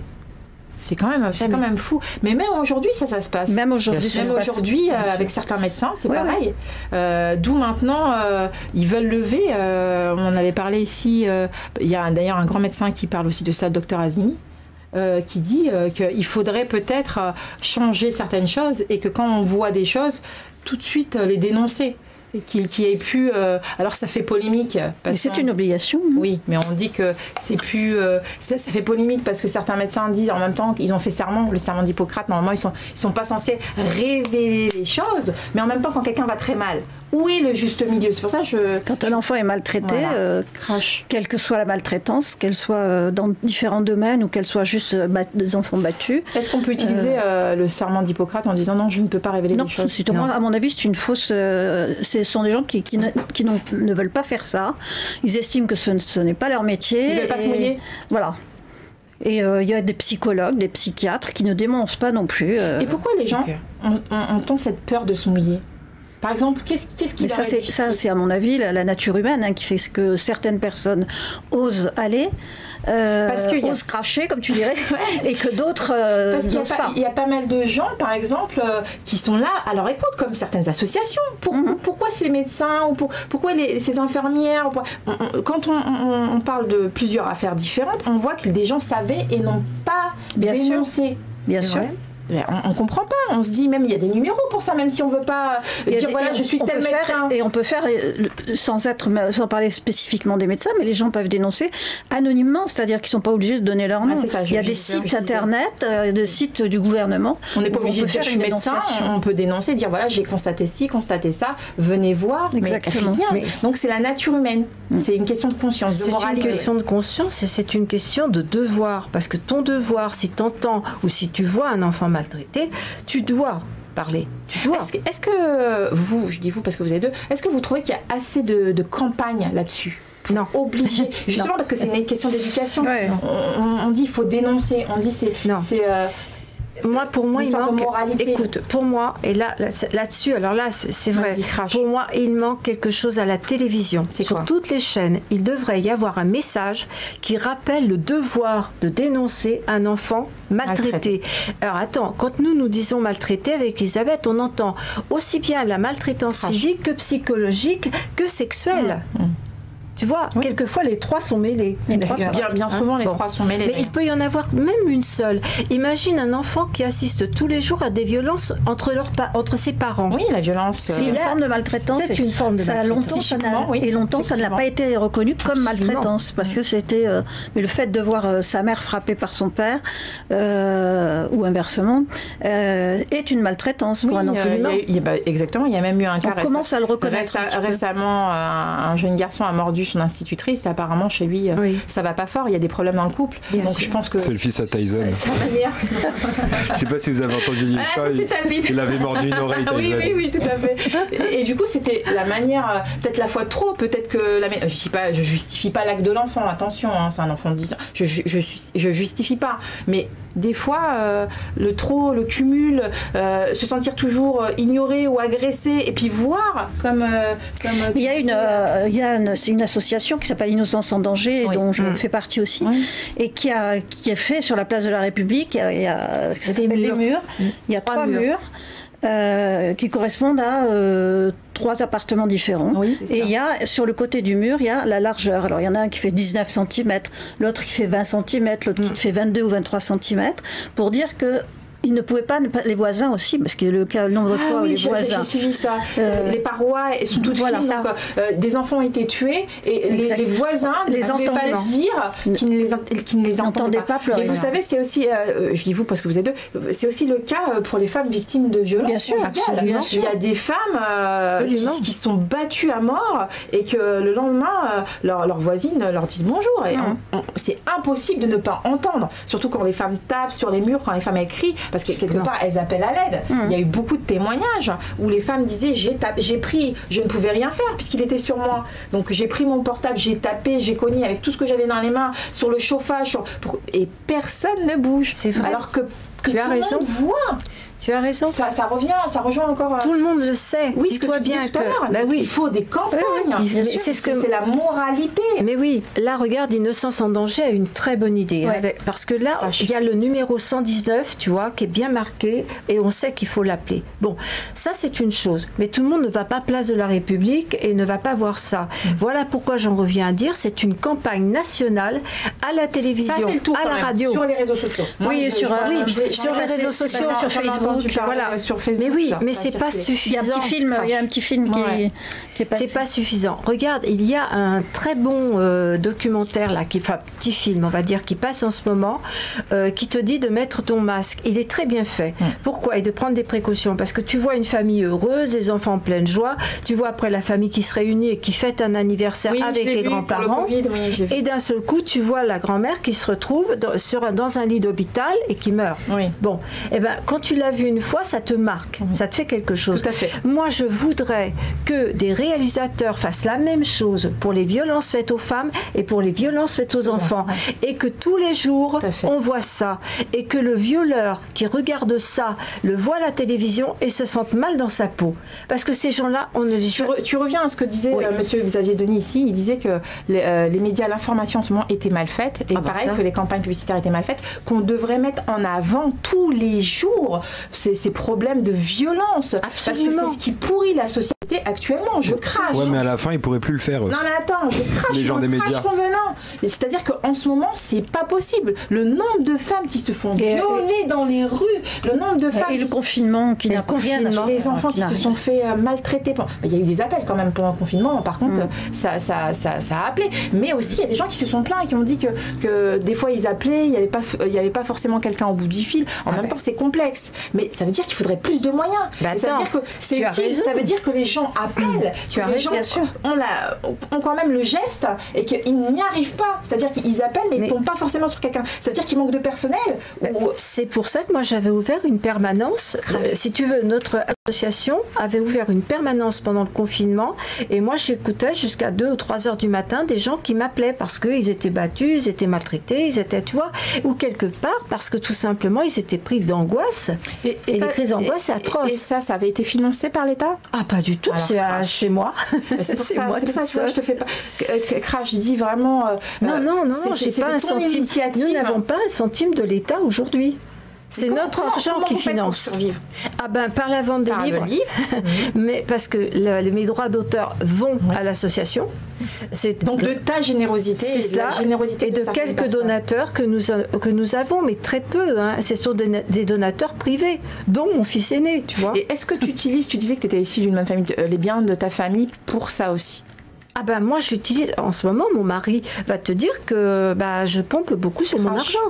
Parce que nous, notre but avec Elisabeth, mais non c'est pas normal. Je dis pas que c'est pas généreux Tu vois, nous on veut aller dans des endroits où on peut parler, où on peut alerter. Oui, mais pour y aller, il faut payer des voyages, il faut payer un hôtel. Et est-ce que vous êtes invité par beaucoup de médias? Alors, est-ce que vous arrivez à faire parler de l'association? On en a eu quand même. À part les réseaux sociaux, je parle. Non, on en a eu. Non, ça, on en a eu. Vous ne pouvez pas dire le contraire. Vous avez eu des médias. On a eu quelques. Alors, mais c'est une toute jeune association puisque. On a 1 an. Oui. Ah oui. Et puis la prévention, Innocence en danger, par exemple, eux sont plus mis en avant dans les médias parce que il y a des procès en cours d'assises. Ils sont plus dans la répression. Nous on est dans la prévention. Donc, il y en a beaucoup en ce moment. Donc que ce soit Innocence en danger, Enfance et Partage, ou autre, ou Coup de pouce, ou Non. On parle beaucoup des campagnes, on parle des enfants maltraités. On a parlé aussi d'une association, on va en parler maintenant, de l'Ange Bleu, que tu connais bien, enfin, où tu as assisté à une réunion. Voilà, c'est ça. Une association qui est gérée par Natifa Benari. Natifa Benari, que tu as rencontré comment? Alors ça, c'est un pur hasard, parce que je venais de sortir mon premier livre, et bon, moi, ce livre, c'est un cri d'appel aux parents et à tous les protecteurs des enfants. C'est pas pour autre chose. Ouvrez vos yeux. Voilà ce qui m'est arrivé. Voilà comment je m'en suis sortie, avec quelles séquelles. Ouvrez vos yeux maintenant et faites attention aux enfants. Et quand je dis aux enfants, pas seulement aux nôtres. Aux enfants, à n'importe qui. Voilà, et pas seulement à nos enfants. En règle générale, à tous les enfants. Faisons attention. Bon, c'est donc un cri d'appel, d'alarme, quoi. Et là, mon mari, qui travaille avec nous dans l'association, puisqu'il en est le trésorier, me dit, écoute, on va envoyer à toutes les associations. Comme ça, ils vont te connaître, ils pourront parler peut-être de ton expérience. Voilà, ça va aider. Oui. Et dans la liste des associations, ignorant absolument ce que c'était que l'Ange Bleu, il est tombé sur l'Ange Bleu. Donc, il a contacté l'Ange Bleu, il a envoyé le livre et il a demandé si, ça les intéressait, etc. Là, le résultat était immédiat, bien sûr, venez. Bon. Après, je ne peux pas aller plus loin. Hélas, bien sûr, parce qu'il y a une affaire très grave il y a deux affaires. Il y a deux affaires en cours. Une contre moi, puisque je suis... Pour te faire rire, maintenant que tu me connais, je suis la femme malade, mythomane, mythomane et qui, je sais plus, enfin bon, plein de pathologies, moi.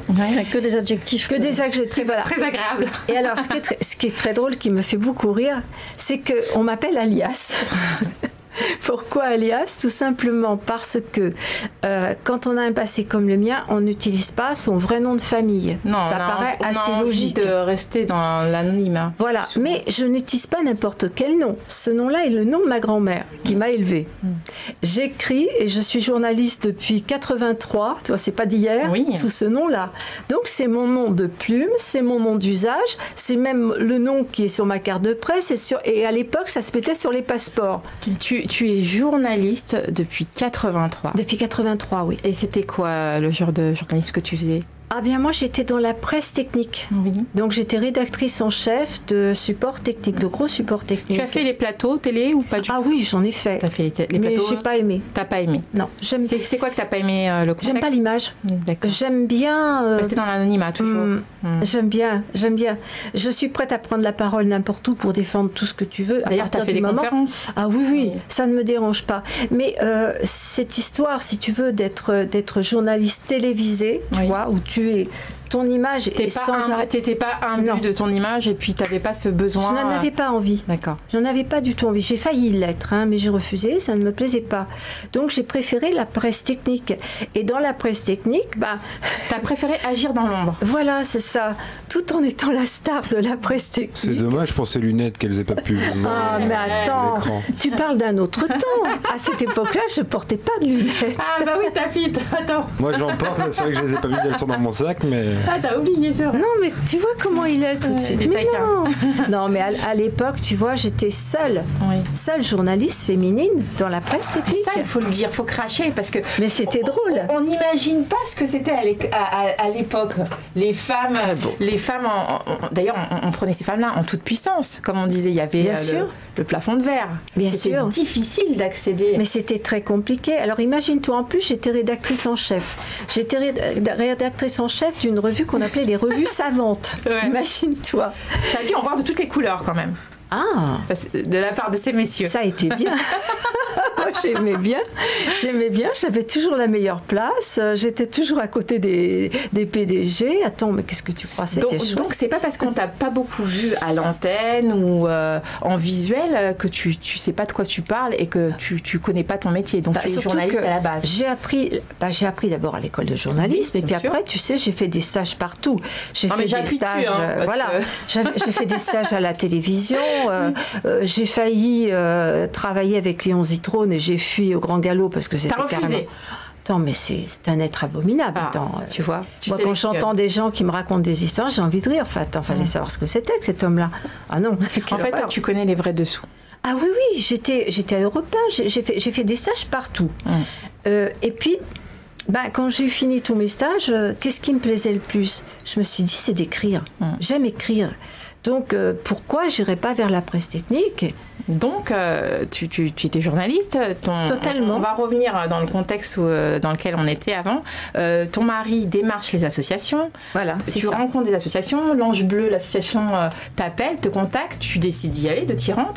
À contre-cœur. À contre-cœur, déjà à contre-cœur. À contre-cœur parce que trop d'insistance. Et je n'aime pas l'insistance. D'accord. Tu vois. Ouais. Qu'en plus de ça, j'étais fragile quand même parce que je venais de sortir de m'être mise à nu. Oui. Elisabeth, tu te souviens, j'avais peur. Alors, t'es passée à l'Ange Bleu après avoir écrit ton livre? Je venais de l'écrire. Il venait de sortir, tu vois. C'était au même moment. C'était le premier, hein. Okay. Le premier. Donc quelque part, te recevoir à l'Ange Bleu, ça faisait aussi de la pub pour l'Ange Bleu puisque tu venais de sortir ton livre. Oui. Bon, vas-y. Indirectement, tu vois. Je te laisse continuer. Voilà. Mais moi, quand j'y suis allée, c'était pas pour mon livre. C'était pour expliquer les séquelles. J'étais déjà dans mon idée de prévention, de dire, voilà, si vous laissez faire ça à vos enfants, voilà ce qui va se faire. Comme tu l'as si bien fait ici. Voilà, aujourd'hui. C'est ça, j'alerte. Si bien fait. Alors, je rigole. D'ailleurs, il est 11h28 et vous êtes sur Crash Ton Ballon. Tu alertes. Donc, comment ça se passe? Explique-nous. Si tu veux... Déjà, il faut dire la vérité, je suis très mal à l'aise quand on arrive là. Je suis très mal à l'aise parce que j'ai l'impression d'être dans une sorte de grande fête. Oui. Ils sont tous là, à se taper sur les épaules, à se tutoyer, à prendre leur thé à la menthe, là, avec leur petit gâteau, etc. T'es tout juste pas à l'aise. Et je comprends pas trop ce que je fais là, déjà. Hein. C'est pas un lieu qui est censé être gay. Non. Par contre, parle-moi beaucoup de toi.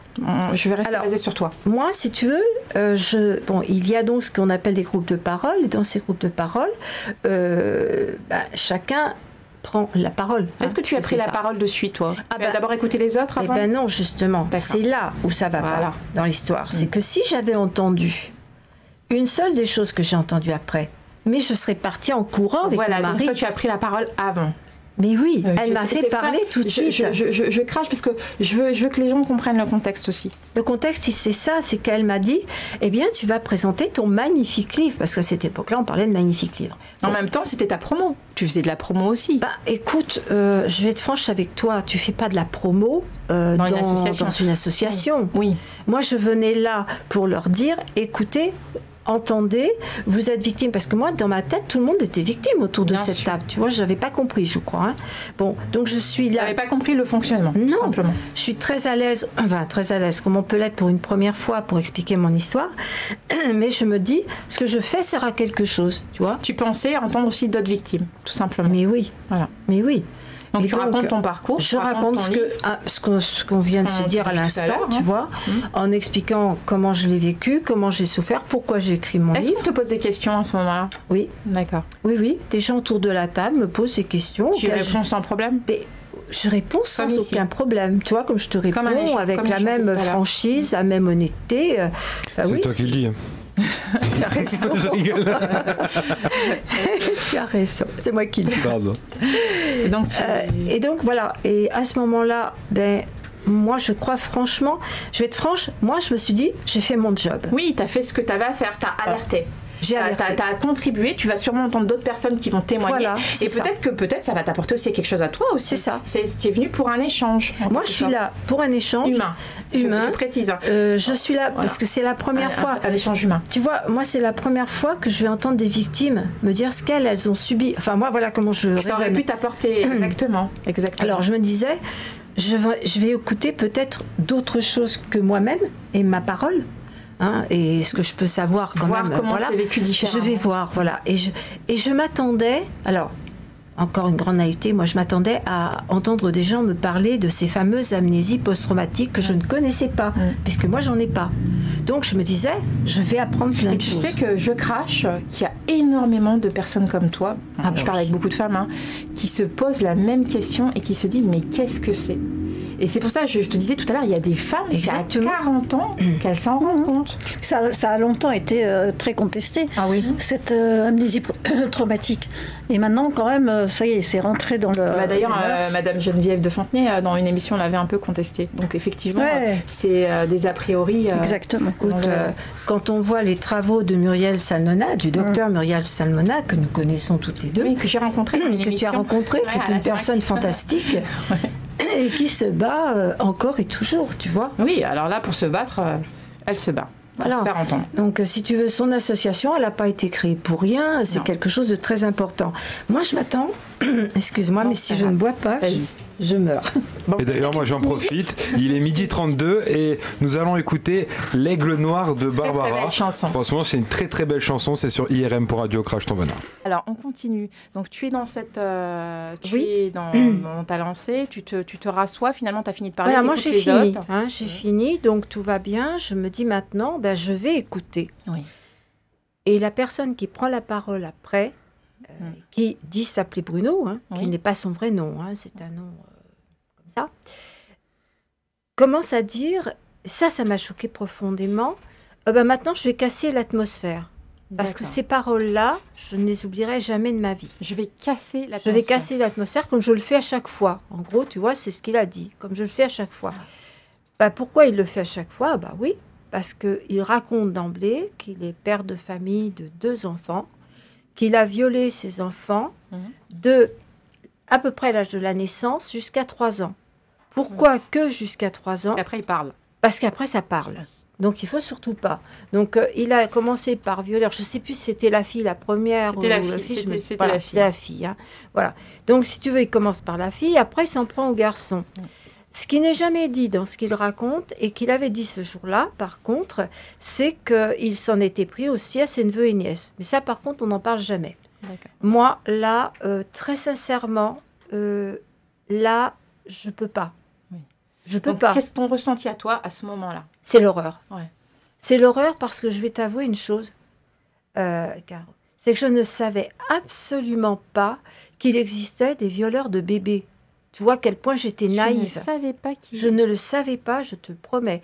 Pour moi, un bébé, mais ça ressemble à rien. Mais en même temps, toi, tu as subi à 8 ans, donc tu t'es dit peut-être... Voilà. Tu as délimité Pour cet moi, âge, je m'étais mis dans la tête que tant qu'un enfant n'avait pas un corps qui ressemblait à quelque chose, on n'y touchait pas. Il y a des nourrissons, qui en sont morts. Maintenant, t'inquiète pas, je suis au courant. Dans 94, il y a...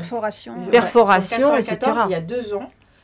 C'est arrivé. Mais là, je remonte, c'est il y a plus de 2 ans, ce que je te raconte. Toi, donc, je l'ignorais totalement. Donc, et là, oui, plus là, elle me parlait tout à l'heure, elle parlait de sidération. Je pense que je suis à la fois dans la sidération, mais il va se passer autre chose qui m'est propre à moi, c'est que je me suis carrément dédoublée.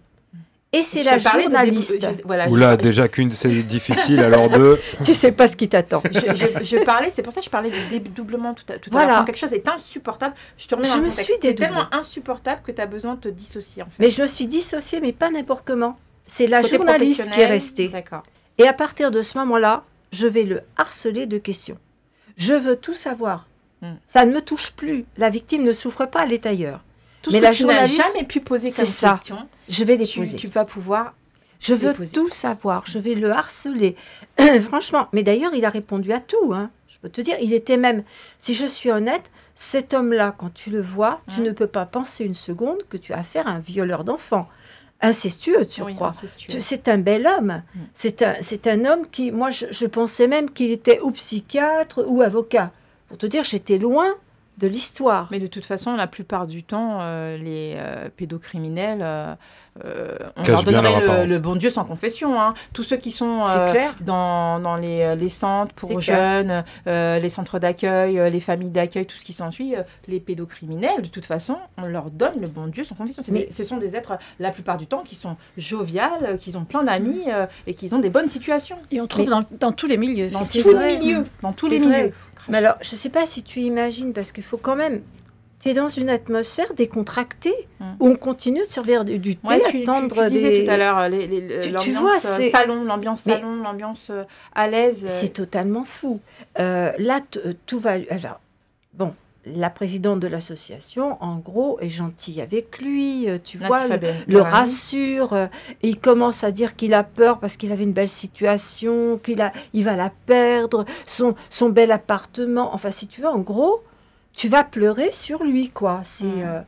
On est là pour ça. En fait, tu es dans un contexte où tu te demandes si t'es pas tombé sur la tête, en fait. Tout te paraît absurde. Moi, je vais te dire, à ce moment-là, je me pose aucune question parce que je ne suis pas capable de m'en poser. C'est après que je vais m'en poser, mais pas là. Là, je suis... Alors, moi, je vais juste poser une seule question. Est-ce que tu penses que tu étais à ta place? Tout simplement. Sans rentrer dans... Ah, mais non. Ah, mais non. Bah, j'étais pas à ma place du tout. Est-ce que tu aurais juste aimé être prévenue avant? Alors, ça, c'est ambigu. Parce que si tu veux, elle dit qu'elle prévient. Ben oui, bien sûr, elle dit dans ses annonces... Je parle même pas d'elle. Non, mais c'est comme ça que tu t'y retrouves. Sinon, je répétais là. Ouais, en fait, moi, je parle de toi. Si... Ah non, mais moi, je suis pas faite pour rencontrer ces gens-là. Hein. Si, alors, je parle que de toi, là. Non, attends. Dans ce contexte actuel, si tu avais su, est-ce que tu serais venue? Mais jamais. Jamais. Ouais. Moi, on m'avait parlé de pédophiles abstinents. Qui dit abstinent? Bon, comme dit Elisabeth, rien qu'à sa mouche, je sais ce qu'elle veut dire. Moi non plus, j'y crois pas. D'ailleurs, les psychiatres non plus. J'ai un exemple pour tout à l'heure. C'est pas possible, on peut pas croire à ça. Ouais. Mais bon, tu comprends, je m'étais dit, abstinent. Bon, mais comme on me parlait qu'il y avait des victimes, moi, je voulais entendre des victimes. Oui. Puis des abstinents, je pensais même pas qu'ils prendraient la parole, pour te dire. Voilà, et est-ce que tu as pu rencontrer sur place, à part... Est-ce que tu as pu rencontrer d'autres victimes? Alors, il y avait un homme à côté de moi, qui était une victime, mais si tu veux, cet homme-là était un homme de couleur et qui nous a dit tout de suite que c'était traditionnel, que donc ça se faisait, et c'était pas plus étonnant que ça, mais que le pauvre, il avait beaucoup souffert, bien entendu. Mais c'était, tu vois, voilà, c'était presque une pratique courante. Là où c'était traditionnel, là où il vivait. Voilà, mais que s'il était là, c'est parce qu'il s'était marié et qu'il rendait sa femme malheureuse, qu'il voulait des enfants et qu'il sentait que ça n'allait pas. Lui non plus n'avait rien à faire là. Est-ce qu'il voulait des enfants, cet homme? Oui, il aurait voulu. Mais pour qu'il puisse avoir des enfants, il faudrait que ça marche avec sa femme et ça ne marchait pas parce que ses souvenirs le hantaient. Cet homme-là, il a beaucoup parlé, il a beaucoup pris la parole? Pas beaucoup par rapport à moi, à qui vraiment on a laissé un très très grand temps de parole, ou par rapport à ce fameux Bruno là, qui a eu beaucoup de temps de parole. Lui, il n'a pas parlé beaucoup. Mais moi, j'ai parlé en aparté avec lui. Donc, j'ai senti sa souffrance. En plus, il avait une souffrance que nous, les victimes, on ressent, c'est-à-dire qu'il transpirait, il se tordait les mains. Il avait les mains moites. Tu vois, voilà, il n'était pas bien. Vraiment, non, vraiment pas bien. Est-ce que tu pensais, pour l'avoir vu de face, que vraiment il culpabilisait?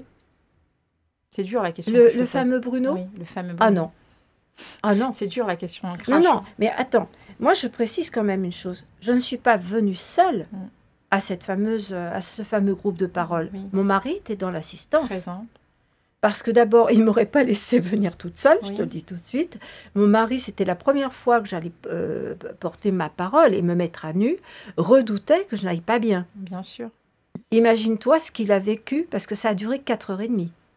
Imagine-toi pendant 4h30 ce qu'a vécu mon mari. Parce qu'en plus, j'étais de dos par rapport à lui, et lui ne savait pas comment j'allais. Comment tu fonctionnais, comment t'en ressenti? Mon mari était paniqué. Là, je crois que je lui ai fait vivre les 4 heures les plus horribles de sa vie. Il est venu vers toi pour dire... Mais il ne pouvait pas. Il ne pouvait pas. Vous étiez dans les pièces... C'est la même pièce. Si tu veux, tu as une table qui est comme ça. Et puis sur le côté là, tu as ce qu'on appelle les spectateurs muets. Ceux qui ne prennent pas la parole. Et qui sont là pour... Voilà. Et c'est soi-disant... Comme aujourd'hui, quoi. Oui, c'est ça. C'est ça. Mon mari est là, caché. Non, mais c'est pour dire que si tu veux, moi j'aurais aimé que mon mari prenne la parole. Pourquoi? Au moins émettre un ressenti. Mais oui, parce que lui, il a vécu des moments difficiles de ma vie. Ça fait 40 ans que nous sommes ensemble. Justement, ce côté femme, quand on a vécu l'horreur, dans cette réunion, tu as abordé beaucoup de choses, effectivement. Et quand tu as vu que ton mari était à l'écart, qu'il savait que tu n'étais pas bien, lui, il te connaît par cœur, donc tu sentais quelque part son mal-être parce qu'il avait peur pour toi. Alors, et on peut dire que c'est tout ce que vous avez vécu ensemble. Coro, à ce moment-là, j'étais plus moi. Vas-y. J'étais plus moi. J'étais la journaliste qui faisait son job et qui posait les questions et qui voulait aller au bout pour comprendre ce que c'était que cette association. J'étais pas autre chose. J'étais dédoublée. J'étais dissociée. C'était pas moi. Katia, elle n'était pas là. Elle était je sais pas où, mais elle n'était pas là. C'était l'autre Katia qui était là et qui parlait. Oui. Et qui voulait savoir. Et j'ai posé des questions tout le temps. Tout le temps. Parce que je ne peux pas comprendre. Je ne peux pas plus comprendre. Et au final, est-ce que tu as réussi à comprendre quelque chose? Qu'est-ce que la finalité de cette réunion, est-ce que tu as appris quelque chose de nouveau? Est-ce que ça t'a apporté quelque chose? Pas tout de suite. Quand je suis repartie de là, franchement, j'étais en grande souffrance. Vraiment, ça n'allait pas. Mais encore une fois, je continuais à me dédoubler. C'est-à-dire que j'ai continué à communiquer avec cette femme. Pendant combien de temps à peu près? Chez Jacques qui sait mieux que moi, parce que 10 jours. Oui, 10 jours. Toi, il a meilleure mémoire que... Parce que moi, je n'étais pas très bien. Oui. Mais je continuais. Elle me tutoyait, je continuais d'être gentille avec elle, etc. Pourquoi? Parce que je voulais la voir en tête-à-tête. Et je voulais, en tête-à-tête, mais toute seule, hein, pas sur une chaîne de radio ou à la télévision, toute seule. Pour savoir ce qu'elle m'explique pourquoi elle faisait ça. Voilà. Je voulais comprendre. Parce que je ne comprenais pas comment il était possible d'être aussi gentille et affable. Materner un petit peu. Et materner des pédocriminels. Tu vois. Et pour ainsi dire, pas mal de gens disent qu'ils ne sont pas dans le jugement. Mais enfin, attends. C'est leur vision. Ils ne sont pas là pour dénoncer et pour juger. Mais c'est ça qui nous révolte. Alors moi, il y a une question. C'est ce qu'elle dit, oui. Alors moi, il y a une question. Est-ce qu'on n'est pas dans l'obligation de dénoncer? Alors moi, je suis pas dans la loi, donc je pose la question parce que je suis stupéfaite en fait. Comment quelqu'un peut venir dire j'ai abusé de ma fille jusqu'à l'âge de 3 ans. Quand ma femme était enceinte, je me suis délectée parce que j'attendais l'arrivée du prochain en espérant que peut-être ça serait une fille. Comment une personne peut dire finalement j'ai aussi abusé de mon fils? Dire tout ça à une personne, avoir été voir un référent aussi, qui a voulu signaler. Ensuite, on appelle une association, il redit les méfaits, il s'explique. Et là, on dit non. Faisons clore le tout, nous allons gérer. Mais de quel droit? Alors moi, je laisse répondre. On a été plusieurs associations à faire un signalement sur ces non-dénonciations. Et il y a d'ailleurs le parquet des mineurs de Paris a fait une enquête actuellement. En cours. L'enquête, elle a été ouverte le 19 mai, c'est ça? Oui, c'est ça. 2020. On n'a aucune nouvelle pour l'instant. D'accord. Donc ça, tout de suite, ça interpelle. Alors il y a une réaction tout de suite. Alors ce qui est quand même assez rare, parce que quand on fait un signalement, déjà il est rare que ce soit suivi des faits, mais alors que ce soit si vite un signalement justement, c'est ce que je qui aboutit à une enquête. Ça a été rapide. Ça a été très. Il y a eu des tas d'associations qui ont fait ce signalement. Et puis, je pense qu'il y avait déjà eu des... Je crois qu'il y a eu déjà aussi des signalements anonymes qui ont été faits. Des signalements anonymes. Et il y a des associations qui ont enquêté sur cette présidente, cette dame de l'association de l'Ange Bleu, et qui n'ont pas compris d'où pouvaient provenir ces financements. Alors, pour certains, elle dit que ça vient de tierces personnes de Suisse ou de Canada. Donc, ça pose aussi des tas de questions, parce qu'on a vu qu'il y avait beaucoup de réseaux. On a vu qu'en Suisse, il y avait eu des réseaux. On a vu qu'il y a eu 38 pays où il y a eu des réseaux qui ont été démantelés quand même, de pédocriminels. Ça pose pas mal de questions, parce qu'elle ne rentre pas dans le vif du sujet, sachant qu'elle dit elle-même ne pas être bien financièrement. Donc, c'est pas très compréhensible. Et les associations, pour ça, elles brassent. Elles cherchent. Elles cherchent. Et quand elles cherchent aussi, elles se posent des questions et elles se disent, mais comment cette femme est venue à ouvrir ce genre d'association? De quoi ça part, en fait? Et ça partirait du fait que dans un établissement scolaire où était son enfant, un prof a été visé en disant que qu'il y avait des actes malveillants. On lui aurait proposé d'enquêter et elle aurait réussi à comprendre cet individu et à éclaircir les choses. Mais de quel droit? Sommes-nous en France? Oui.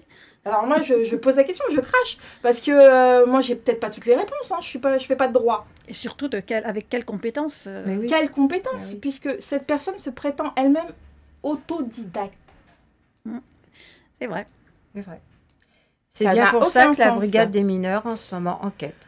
Et du coup, il y a eu une enquête le 19 mai. Et suite à ça aussi, il y a eu une candidature. La fameuse candidature sur Brie-sur-Marne. Celle qui a tant fait parler de cette dame. Parce que nous avons reçu ici Ami. Exact. Avec Ami qui a vite choisi le roi. Big up Ami, qui est en Afrique avec tout ce qui se passe en ce moment. Vite fait, je crache en Guinée, au Cameroun, au Congo, on n'en entend pas beaucoup parler, mais il y a énormément de soucis. C'est pareil, les médias, silence radio, alors que les gens crèvent. Ils sont découpés à la machette quand même. Il faudrait aussi peut-être se réveiller.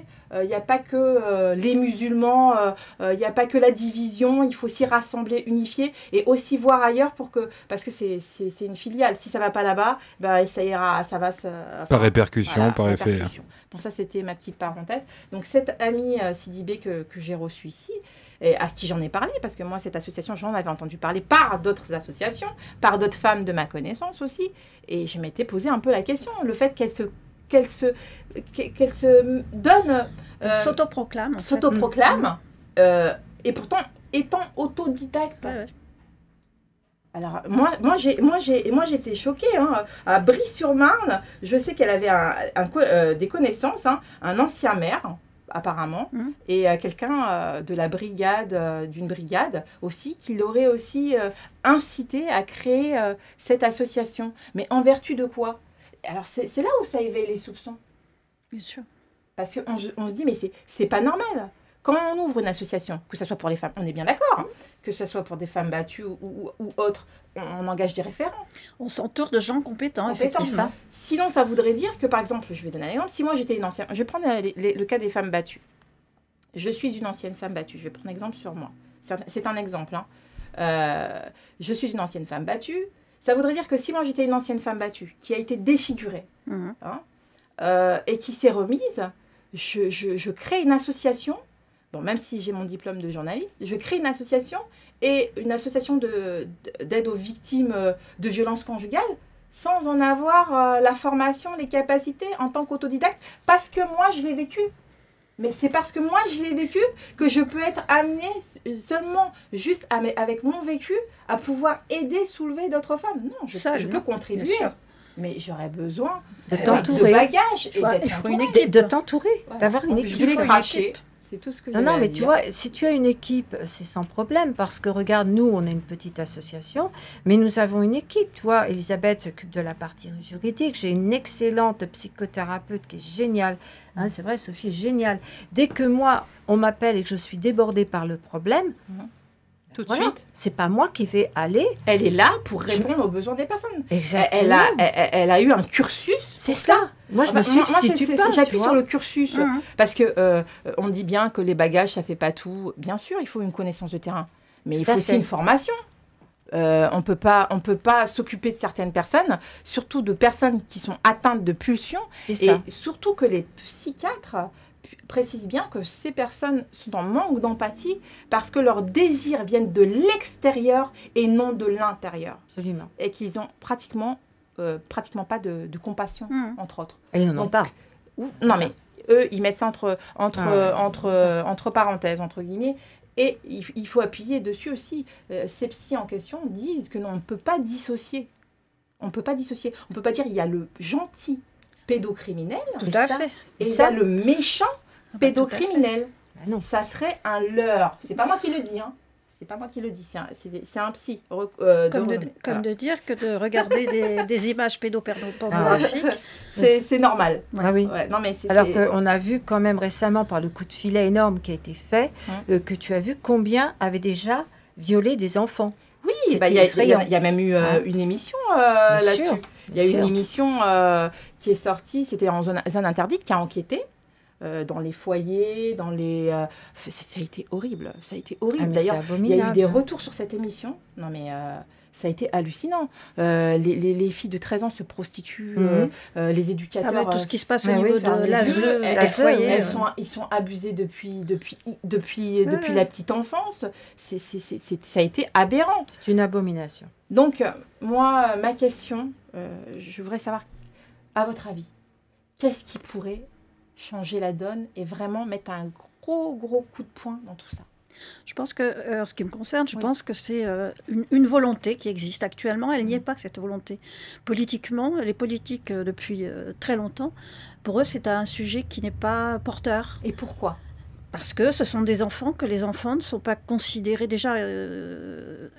avant qu'aujourd'hui, ils sont un petit peu plus considérés, mais l'enfant lui-même, bon, il y a eu une charte des enfants, on attend depuis je ne sais combien de temps que M. Taquet nous parle de ces états généraux de l'enfance. Je ne sais même pas, compte tenu des conditions sanitaires qui leur servent pas quand même beaucoup d'excuses. S'ils auront lieu, ils devaient avoir lieu avant la fin de cette année. Est-ce qu'ils auront lieu ? On ne sait pas. Il n'y a pas de volonté politique. Adrien Taquet n'a aucun... Il a un petit peu plus de pouvoir depuis le remaniement. Mais il n'est pas au taquet, quoi. Il n'est pas au taquet. Il serait temps de l'attaquer. Mais est-ce que c'est parce que... Il n'a pas de pouvoir financier aussi. Non, il n'a pas d'argent. Mais est-ce que ça dérange pas aussi? Parce que ça touche, comme on disait, selon ton cas, les hautes sphères. Alors, il faut en parler de ça aussi. Ça aussi, il y a beaucoup de notaires, beaucoup de notables, beaucoup de juges, de députés, beaucoup d'hommes politiques, beaucoup de députés. Bien sûr. C'est pour ça que ça ne bouge pas. Intouchables. Il est 12h57 sur IRM.radio. Et c'est pour ça que ça ne bouge pas. Et c'est pour ça que ça ne bouge pas. Ouais. Et est-ce que les réseaux, à votre avis, est-ce que ça va faire bouger les choses, malgré les hautes sphères? Nous, on espère beaucoup. On espère que les choses vont bouger. C'est pour ça qu'on va te parler de quelque chose qui nous tient à cœur. Allez, toutes les deux. Nous associons à France Asso Santé, tu vois, Île-de-France, qui est en train de monter un projet dont nous faisons toutes les deux parties. C'est pour ça qu'on est très fiers d'en parler, et qui va s'occuper, si tu veux, des séquelles après, les après inceste, après viol des enfants, parce que jusque-là, on n'en parle pas. Donc, que chez l'enfant ou aussi chez l'adulte? Là, on s'occupe de l'enfant. Que l'enfant, d'accord. Là, on va s'occuper de l'enfant. Donc, on va travailler sur ces séquelles. Et ça, si tu veux, pour nous, c'est extraordinaire parce que ça va être ce qu'on appelle un plaidoyer action. C'est-à-dire que chacun va apporter sa pierre. Ça touche. Par exemple, Elisabeth va parler de son vécu au niveau de la loi, au niveau des personnes qu'elle entend et de la justice qui ne fonctionne mal, hélas. Moi, je vais parler en tant que victime, mais pas que victime, en tant que prévention. Pourquoi je veux faire de la prévention? Il va y avoir également un juge pour enfants très connu. Il y aura des médecins, il y aura des psychiatres. Tu vois, on va être, on pense, entre 20 et 30 personnes et des victimes qui vont pouvoir amener leur vécu. Et grâce à cela, notre but, c'est d'arriver au final, de dire oui, mais voilà ce que ça a déclenché comme séquelles, voilà ce que ça a déclenché comme maladie. N'oubliez jamais qu'une victime a des pathologies multiples. Et puis ça fait des adultes, des fois... massacrés. Disons le mot, massacré. Même pour la vie intime. La vie intime, mais on ne pense pas non plus à certaines pathologies physiques, c'est-à-dire que les cancers, des maladies cardiaques, vasculaires, oui. Les insomnies multiples. Regarde, moi je suis une droguée, je ne peux pas dormir ni faire. Tu prends les dépressions multiples. Les dépressions, les suicides. Oui, les suicides multiples. Un enfant esquinté est un adulte massacré. Exactement. Moi, je dis, c'est la devise de notre association, on peut peut-être s'en sortir, mais on n'en guérira jamais. Non, il restera toujours une trace. Tu as des séquelles. Ouais, c'est à vie. Tu as des séquelles, quoi que tu fasses. Et ça va aboutir... comment ça se passe? Ça va aboutir dans... Alors, nous allons travailler... écoute, c'est pas compliqué. Ça commence là en novembre. On va travailler, le 5. On va travailler en visioconférence par groupe, puisqu'on ne peut pas se réunir normalement. Avec, et ça sera que en visioconférence. Et après le Covid, on espère sortir du Covid un jour. Est-ce qu'il va y avoir une infrastructure? Oui, bien sûr. Vous envisagez tout ça? Et on va tirer des leçons de tout ce que l'on aura appris pour regrouper tout ça et proposer justement ce plaidoyer action qui va nous permettre d'avancer et de faire bouger la santé. Parce qu'il y a des pathologies aujourd'hui qui ne sont toujours pas prises en compte. Et qui sont aussi pas prises en charge. Mais voilà, c'est ce que je voulais dire, qui ne sont pas prises en charge, qui ne sont pas reconnues. Une personne suicidaire qui ne peut plus travailler, elle n'est pas prise en compte. Tout à fait. On n'ira pas chercher pourquoi. Tout à fait. Voilà. Et nous, ça, c'est vraiment, nous sommes fiers de faire partie de ce beau projet. Et c'est vous deux qui avez eu l'idée ou il y a d'autres personnes? Non, c'est pas nous qui avons eu l'idée. Non, c'est Jean-Luc Plavie qui travaille pour donc l'association pour France Asso Santé, qui a eu cette idée, qui nous en a parlé. Nous, immédiatement, on y a adhéré. Et où nous sommes fiers, c'est que nous sommes déjà 3 membres de notre association à faire partie de ce collectif. C'est génial pour une toute petite association. Oui, c'est pas mal, effectivement. Parce que je voulais te dire une chose, après tout ce que l'on vient de dire. Pour moi, le seul but de mon existence, c'est d'aider les enfants. C'est d'ouvrir les yeux. C'est d'ouvrir les yeux. C'est de faire de la prévoyance. Moi, je pense qu'une seule chose, c'est que c'est par la prévention qu'on en sortira. Parce que on n'en guérit pas. Et c'est pas un problème d'ego. Regarde, depuis tout à l'heure, tu nous as même pas montré ton joli. Bon, non. Voilà. C'est vraiment pas un problème d'ego. Non, c'est pas un problème d'ego. Et franchement, si je suis en colère contre certaines pratiques que je ne peux pas, que nous ne cautionnons pas. Contre certaines associations. Tu comprends? C'est parce que en fait, c'est la manière de faire qui ne te plaît pas. Voilà, c'est ça. Moi, je suis pour que des psychiatres formés aux déviances sexuelles, voilà, les entours s'en occupent. Parce qu'attends, on ne va pas pratiquer l'euthanasie non plus. Oui, non, bien sûr. Voilà. Mais peut-être pas mélanger les deux. Mais pas mélanger les deux. Je comprends tout à fait. Faire attention aux victimes. Les victimes, c'est fragile. C'est fragile. Alors ici, dans l'émission, parce que c'est la fin pratiquement, je vais te demander dans quoi tu te situerais le plus. Dans quelle catégorie sociale? Alors je sais qu'on n'aime pas trop être dans les cases. Tu te sens plus bobo, bourgeoise, banlieusarde ou bof? Ça, c'est la catégorie taf. Le bof, c'est les compagnons, c'est lui qui a choisi. Et fier de l'être. Mais il faut être honnête, je suis dans la catégorie bourgeoise. Oui. Je l'ai été toute ma vie. J'ai travaillé dans une catégorie professionnelle, mon mari aussi. Où tu es honnête, tu as craché. Bah oui, pourquoi je serais malhonnête? Et toi? Et regarde, tu es dans la catégorie bourgeoise et tu es ici. Je suis ici et avec grand plaisir. Je me suis pas rendu compte que ça faisait 2 heures. On serait bien resté 1 heure de plus. Et pourtant, ça a duré une éternité. Je vais faire ta dédicace parce qu'on est arrivé à la fin. Dédicace, Katia de Brinon. Tu es un souffle, une bouffée d'oxygène pour tous ceux qui s'éteignent à petit feu par la peur des affreux. Tu éveilles les consciences grâce à tes propres expériences. De toi émane une flamme qui guide des tas de gens pour protéger les enfants des méchants. Ta bravoure n'a d'égal car tu es une vraie dame. Merci beaucoup. Bravo. N'oubliez pas vos vaccins avant d'écouter Crash ton venin avec Coro et Tafit. Les personnalités viennent vider leur sac sur irm.radio tous les mardis à 11h. Dans Crash ton venin, IRM scanne ta grogne. IRM scanne ta vie. IRM. Bon, c'est fini. Alors, c'est presque vous avez craché. On a bien craché. Bon, en tout cas, merci vraiment, Katia, d'être venue parmi nous. Elle n'a pas beaucoup parlé de moi. Non, ça va. Elle a J'ai réussi. pas eu le temps. Moi, je sais pas. Je suis désolée. Bon, en tout cas, il a pris des belles photos, ça j'en suis sûr. Je l'ai vu faire. Bon, en tout cas, on te remercie vraiment. On vous remercie toutes les deux, les filles. Merci vraiment. Et on reviendra. Hein. Vous reviendrez, alors avec plaisir. Non, c'est vrai, il y a des choses qu'on n'a pas abordées. Non, au contraire. Et puis surtout quand ça va avancer, c'est tellement important. On vous attend avec impatience. Ce sera avec grand plaisir. Oui, on le porte vraiment. On veut que ça bouge. En tout cas, on vous souhaite beaucoup de force pour ce projet-là. Bon courage pour la période qui arrive, Covid, même si on n'en a pas parlé aujourd'hui, c'est une sacrée période qui arrive. Tellement, en même temps, oui, non, mais c'est pour ça qu'on n'aborde pas. Et on a bien fait, ça fait du bien de ne pas en parler et de parler des vraies choses aussi, parce qu'il n'y a pas que ça dans la vie et dans ce monde, vraiment pas. D'ailleurs, c'est un sacré cache-misère, j'ai l'impression. En attendant, c'était vraiment un bon plaisir. Mais c'était partagé, vraiment, on a passé un bon moment. Hein, oui. Et on vous souhaite une très bonne semaine. On se sent à l'aise.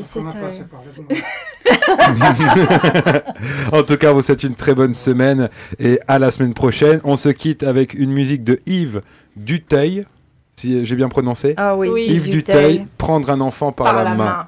C'est tout à fait ça en fait. Comme ce qu'il faudrait faire, c'est le prendre par la main. Mon petit H&M, bientôt je te prends par la main.